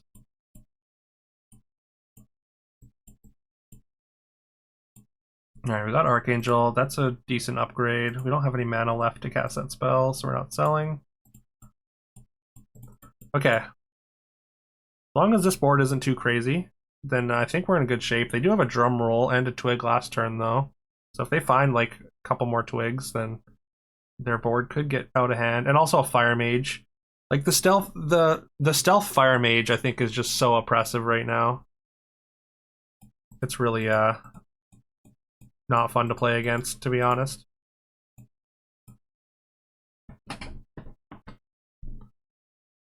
Like it feels like you don't have a back row. Like they just get an instant 3-for-1 no matter what with the Shadow Lord. I think stealth needs a bit of a tweak. Honestly, I think maybe the whole game needs an overhaul. It just feels like there's not enough stuff that matters in the mid game. Like I think that's what one thing SPB did really well is there were strategies that you could like get into early and like commit to like mages and like you actually got rewarded for the scaling.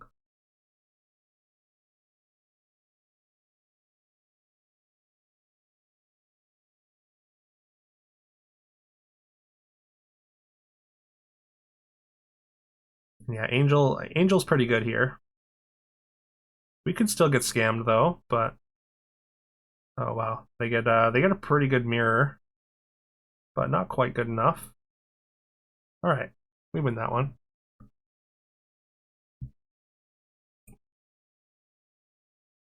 Is that a great idea to make mages more viable? What's that?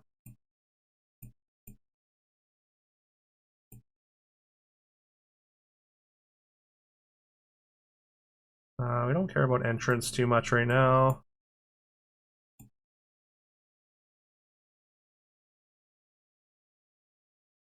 Oh, Cat Queen. Cat Queen is an instant infusion of stats as well. Because World Tree actually does care about care about cats. And the angel summons and the demon summons are both cats, so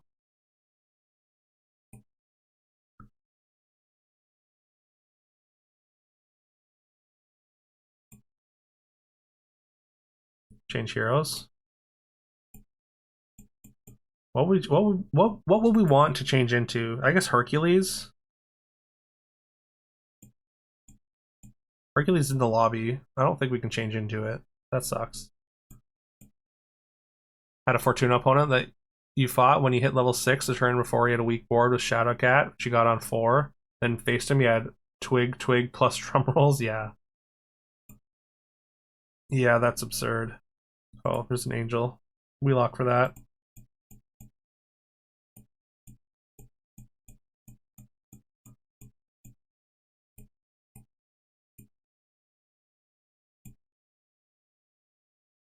Yeah, so I mean, so many times it feels like my opponent like has like a regular board when I look at them, and then when the fight starts, then instantly they have like just like the most possible upgraded board that they could,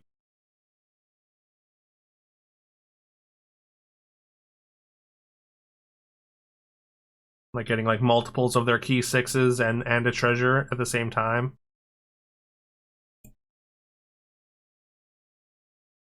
You can change into a hero in the lobby, can you? Thought you weren't able to. Well, guess I'm just ignorant.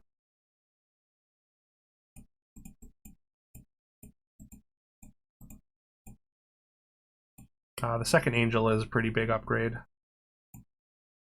We got cats. Okay, we got cat stars. We can beat cat stars, I think.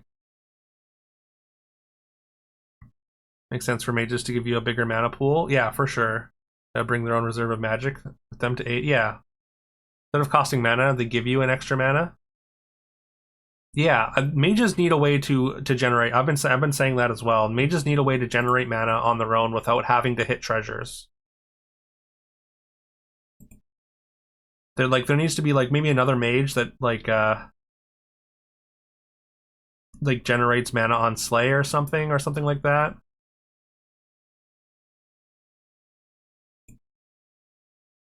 Hello? I mean, I do want this. I guess I'd take it. Sure, this gives me one extra stat on the good boy. Oh, I'm like half tempted to play that.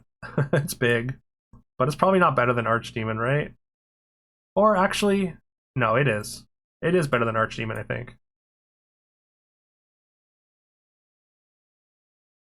Well, we get less we get less Cat Queen stats this way, but actually, I don't know, man. Let's do this. Play the good boy. Saw like 3 Struggle Masters last night on Cavill streams. Struggle Hamsters? Wait, what's a Struggle Hamster?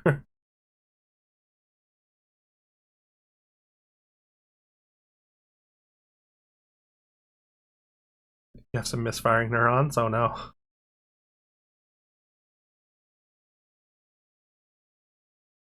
Well, it looks like they're not full. Like they never found Oberon, or maybe they just haven't, or they don't think they need Oberon or something here. But yeah, they're not quite the Cat Stars board.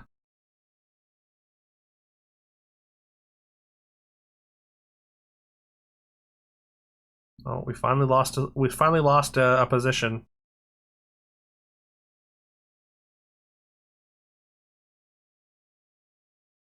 All right, we knock them down. We don't get to reach our final form, but hey, we dropped low enough from those 2/5 to get some MMR out of this lobby. Let's go, I guess. Plus 19, Pog indeed. All right, so it turns out World Tree still good. Definitely better than I gave it credit for, and also we got a dub here after again 3 very disappointing games, very frustrating games.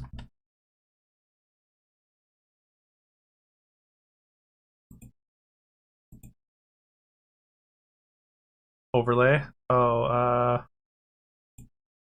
I mean, I'll mess with that later, Spilo. I don't know how much longer I'm going to be going, so I'll just do that after stream. But thank you for reminding me.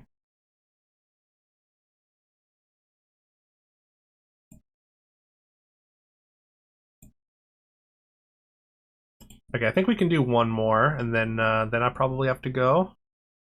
Yeah, you can link something in chat, Icarus.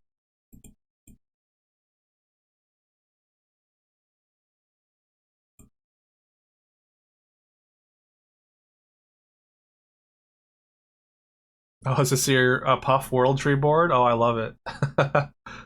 The blue Puff now, because it's an aura. Actually, I guess the blue Puff worked pretty well last or with World Tree before as well. But yeah, that's pretty sick. That's basically a trophy hunter board from SBB. I like this. I like the Slay Moon as well to go with it, with the Slay item on the good boy. It's fun.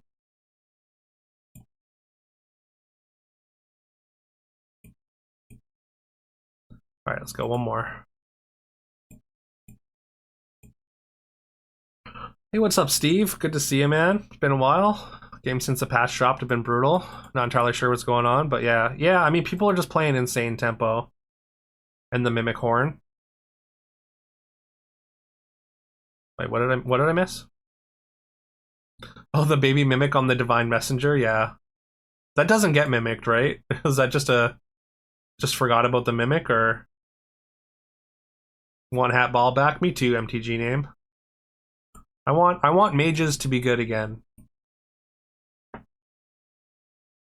It's just there. Okay. This is just the best pick, yeah. Sometimes you gotta abandon the Mimic, I guess.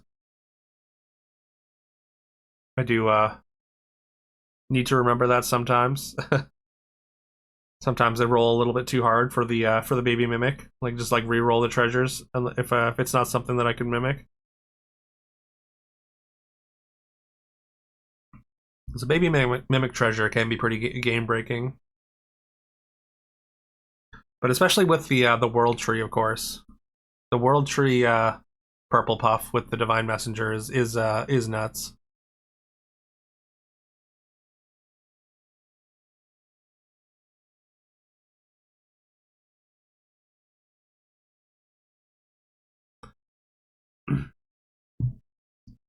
But yeah, it feels like the saved boards. The saved boards that you see at 5500 plus are like the difficulty's dialed up to 11.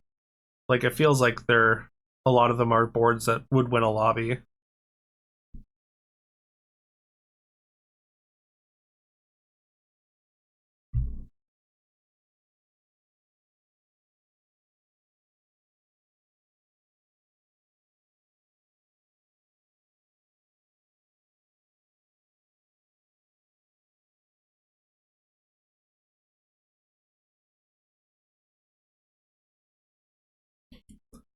Okay, probably just bearskin. Played Midas, did not enjoy it.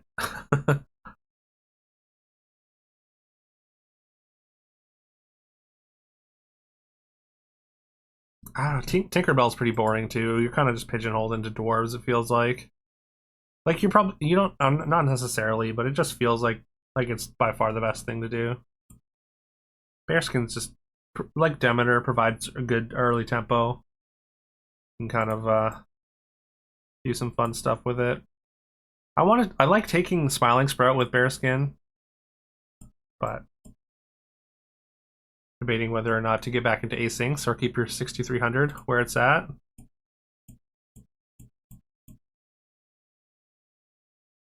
That shit's nuts, yeah. So you have 6300 in async, or are you in on 6300 in regular MMR? Gonna head out. All right, have a good one, Lobster. Thanks again for the sub, man. Super appreciate you.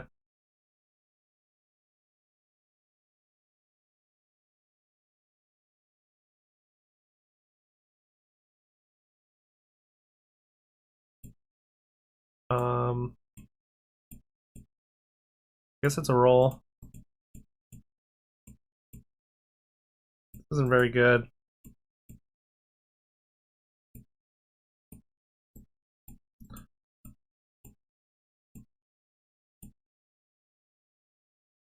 $6,300 async, 5,800 live. It's a lot of games. Damn. Hmm.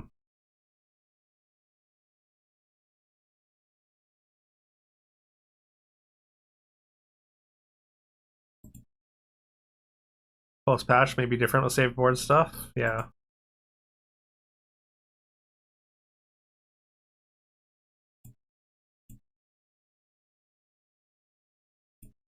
I think I'm just taking three power things here.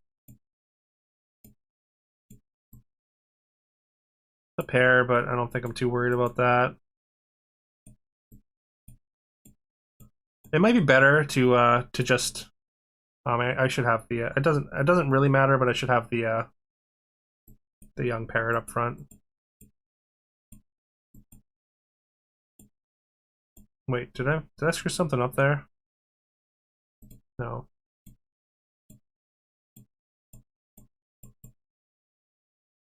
Hmm. It might be easier to manipulate our attack anyways, is what I was trying to say with the sword over the shield, but shield just seems better more often. Just changes breakpoints.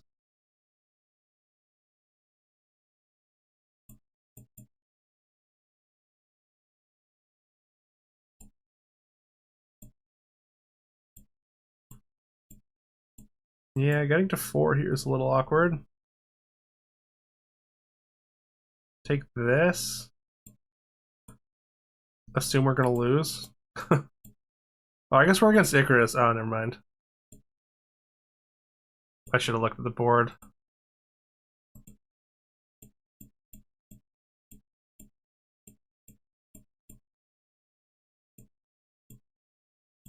Does not work on ties anymore, so that's not good.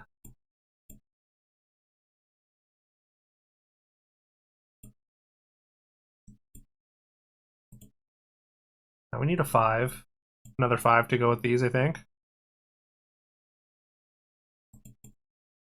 I also kind of just want to take the Guardian Angel because it's a 6.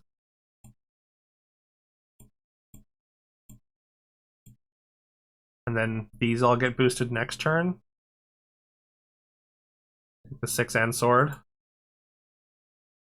Yeah, that's smart. And then we just bench one of these.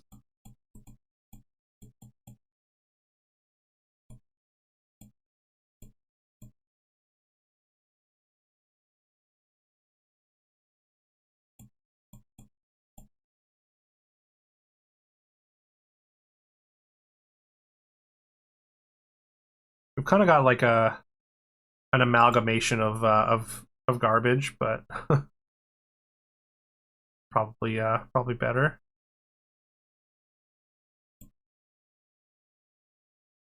Your board and treasures are really funny, are they?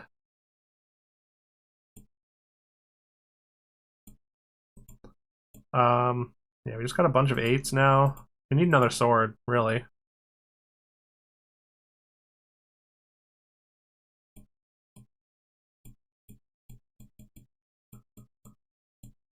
I do half want this.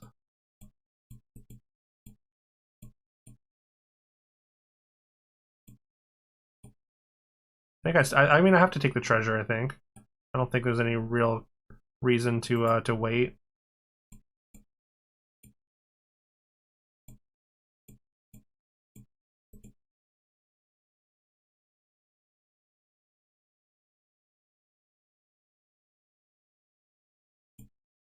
Can't get it to 7, but we're gonna take this Romeo and then just bench it for now.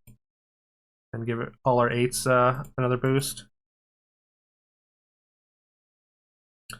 Hey, what's up, geezer? Some matches, no matter what you do, can't make it out of bottom 4. Others, like your last one, you don't lose a single round. You win on turn 15. Yeah, lobbies have been weird, I feel. Take another hit there, unfortunate. Take another one of these. If I could get this up to like 6 and then play both of these, like that would be good. I want to get stats on this. Maybe I should have just taken these 2 Brave Little Tailors, actually. But yeah, no, I feel you. Lobbies have been really, really hard, geezer. I've got 2 5ths and a 3rd today. They're just like pretty unfortunate. Yeah, I think we just get out of some of these less desirable things. Like, we don't really want this Happy Retriever long term anyways. Guardian Angel is probably better than the Freed Prince. Although if we get rid of Freed Prince, then Elaine, I guess it doesn't actually matter. Never mind.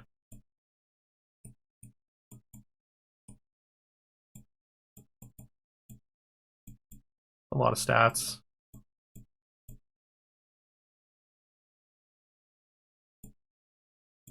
I guess I'm not locking. You have Ice Ring and Merlin's message. Merlin's message? Is that, you mean Merlin's tower? Or Merlin's, what do you call it? Merlin's staff? The pack's fixed.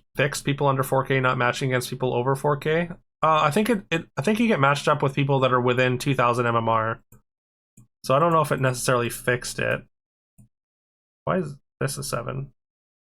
Oh, I guess I left it in. I brought it in before, maybe?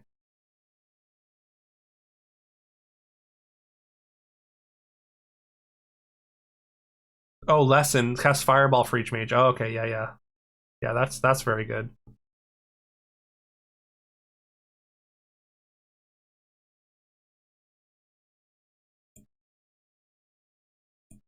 I mean, I'm probably skipping this treasure unless it's something very good.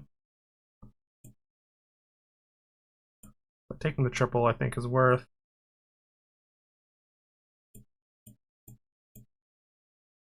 Oh, because I slayed with this. That's why this one got bigger. Duh.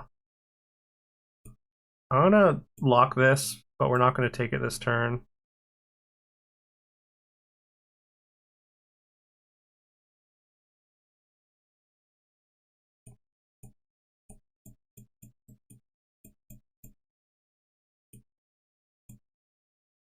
Eight spells to start a combat, giving everything plus 16 attack, then the 2 times slays from the tailors who are mages. Seems pretty good. I wish that I could say that that kind of scaling was good enough to to get there. Wow. We needed to hit this. That 50-50. I mean, pirate map on the with the baby mimic is cool-ish if you can find the treasures, but we could also just go for a mutable idol. I think it's actually a mutable idol here. We need some tempo. We're getting destroyed. +8/+4 is also not bad, but turning things into 28s I think is very good.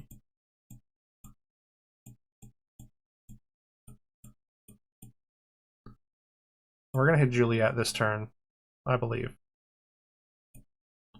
Could also just take another book mage. It's kind of whatever, but and now Poison Tree is really good to go with those. Yeah, Poison Tree with Merlin's Lessons um or Ice Ring even is super strong. I think. Do I want this? Like it's a pair. We're not scaling or anything, but like maybe it's worth just having rather than just like dig and dig and dig and pray to hit Juliet.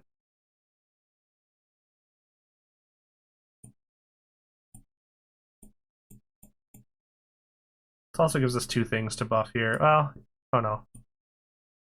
Never mind, that's a 12. I think I'd rather have the flyer.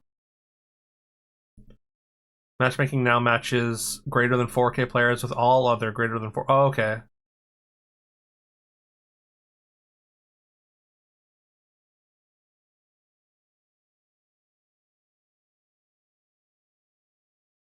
Okay, that's so many golden units. What is happening? Could take 2 demons here.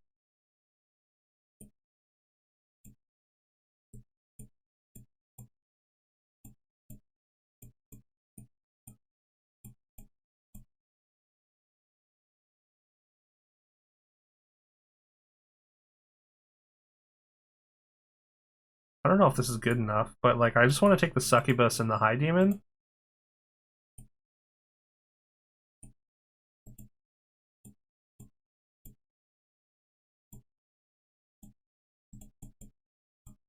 Narcissus maybe. You go Nocturne or Catnip with the idol. Yeah. I feel like I need more just like stats overall though. I need like mostly I need to probably move into Scam from here.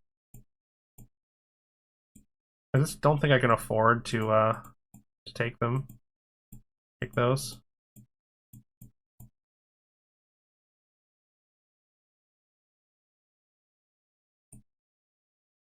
And never finding the Juliet's a little bit unfortunate.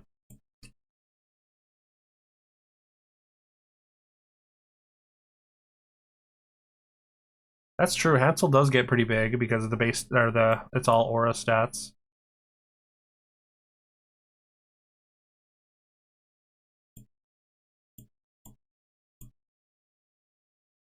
Can't afford to take that.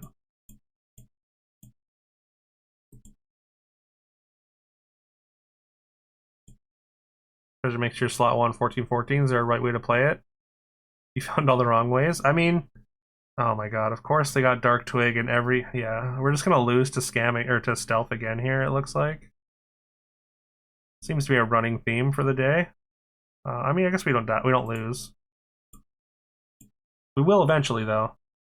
But yeah, basically you're just supposed to turn things that are big already, or that aren't very big, but you use stats really well into 14/14s. That's pretty much it.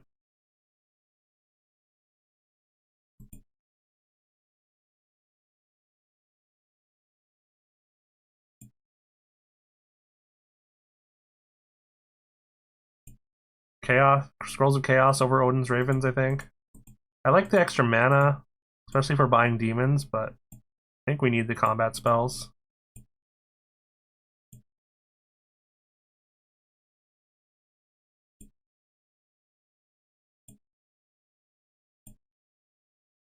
A little bit awkward.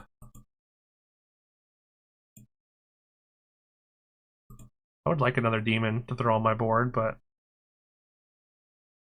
it'd be tough to find one.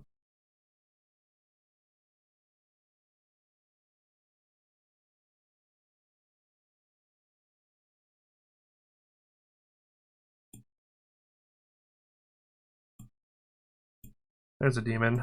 I could sell for it, and I think I should.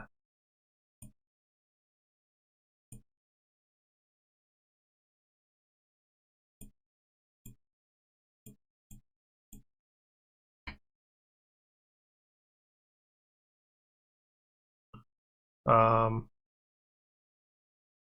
you get it on amateur and get rid of it right after you no longer need it. Yeah. If you put something large in there, yes, yes. If you put something large in there, it does downgrade to 1414. Yeah. Plenty good enough to win at 500. Yeah. You get it on amateur, get rid of it. Yeah. Treasure is really good early, besides what I said. You can just also reset. Yeah, right. Yeah, you can use vampire daggers pretty effectively with them.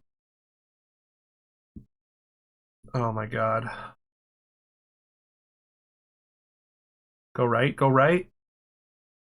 Cool. Cool.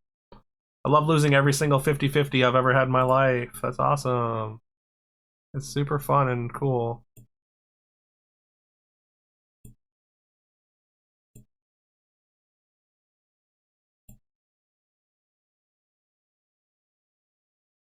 Yes, that's what the vampire daggers do. Yeah.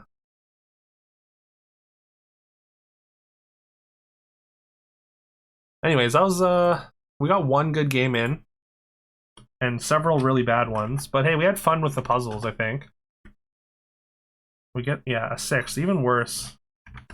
We gained a whole 25 MMR and lost 86 today. Yeah.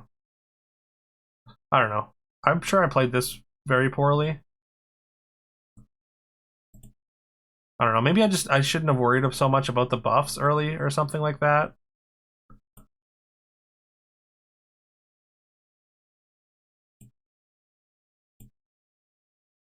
But that's a pretty bad result, and I feel bad about it. And we are extremely far down on page 3. I can't seem to gain any MMR here. Literally, I'll win like a several in a row and then get one bad result and it's all gone. So MMR isn't real, and it's absolutely miserable. She played like Dookie.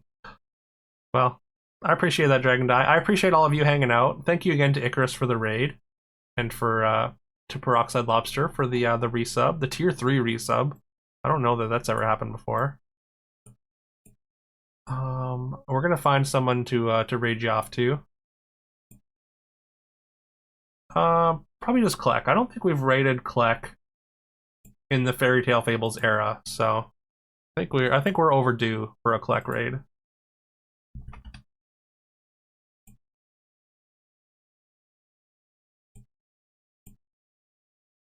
And before I go, I'm gonna plug my YouTube. I upload Fairytale Fables game every single day.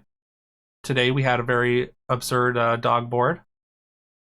It was a lot of fun. There's some very very big numbers. If you're interested, I'd very much appreciate it. A follow over there. I am making my way slowly to 1,000 subscribers. We've done pretty well actually in the past month. I think we've gained like 60 new subs. So we're at 721 right now, and yeah, we're very slowly getting there. So any help with that is greatly appreciated as well. You found me on YouTube, Geezer. Nice. Then you saw me. Yeah, there's a lot of people that have that's found me on YouTube first, and then showed up to my Twitch streams. So I appreciate that. Appreciate you clicking that Twitch link, or if you just I guess saw me on Twitch as well. Then I appreciate you stopping in. You watch my vids almost every day. Well, that's awesome. Thank you so much, Damage Cat. All right. Anyways, I hope you all have a great rest of your day, and yeah, I'll catch you soon. Maybe tomorrow.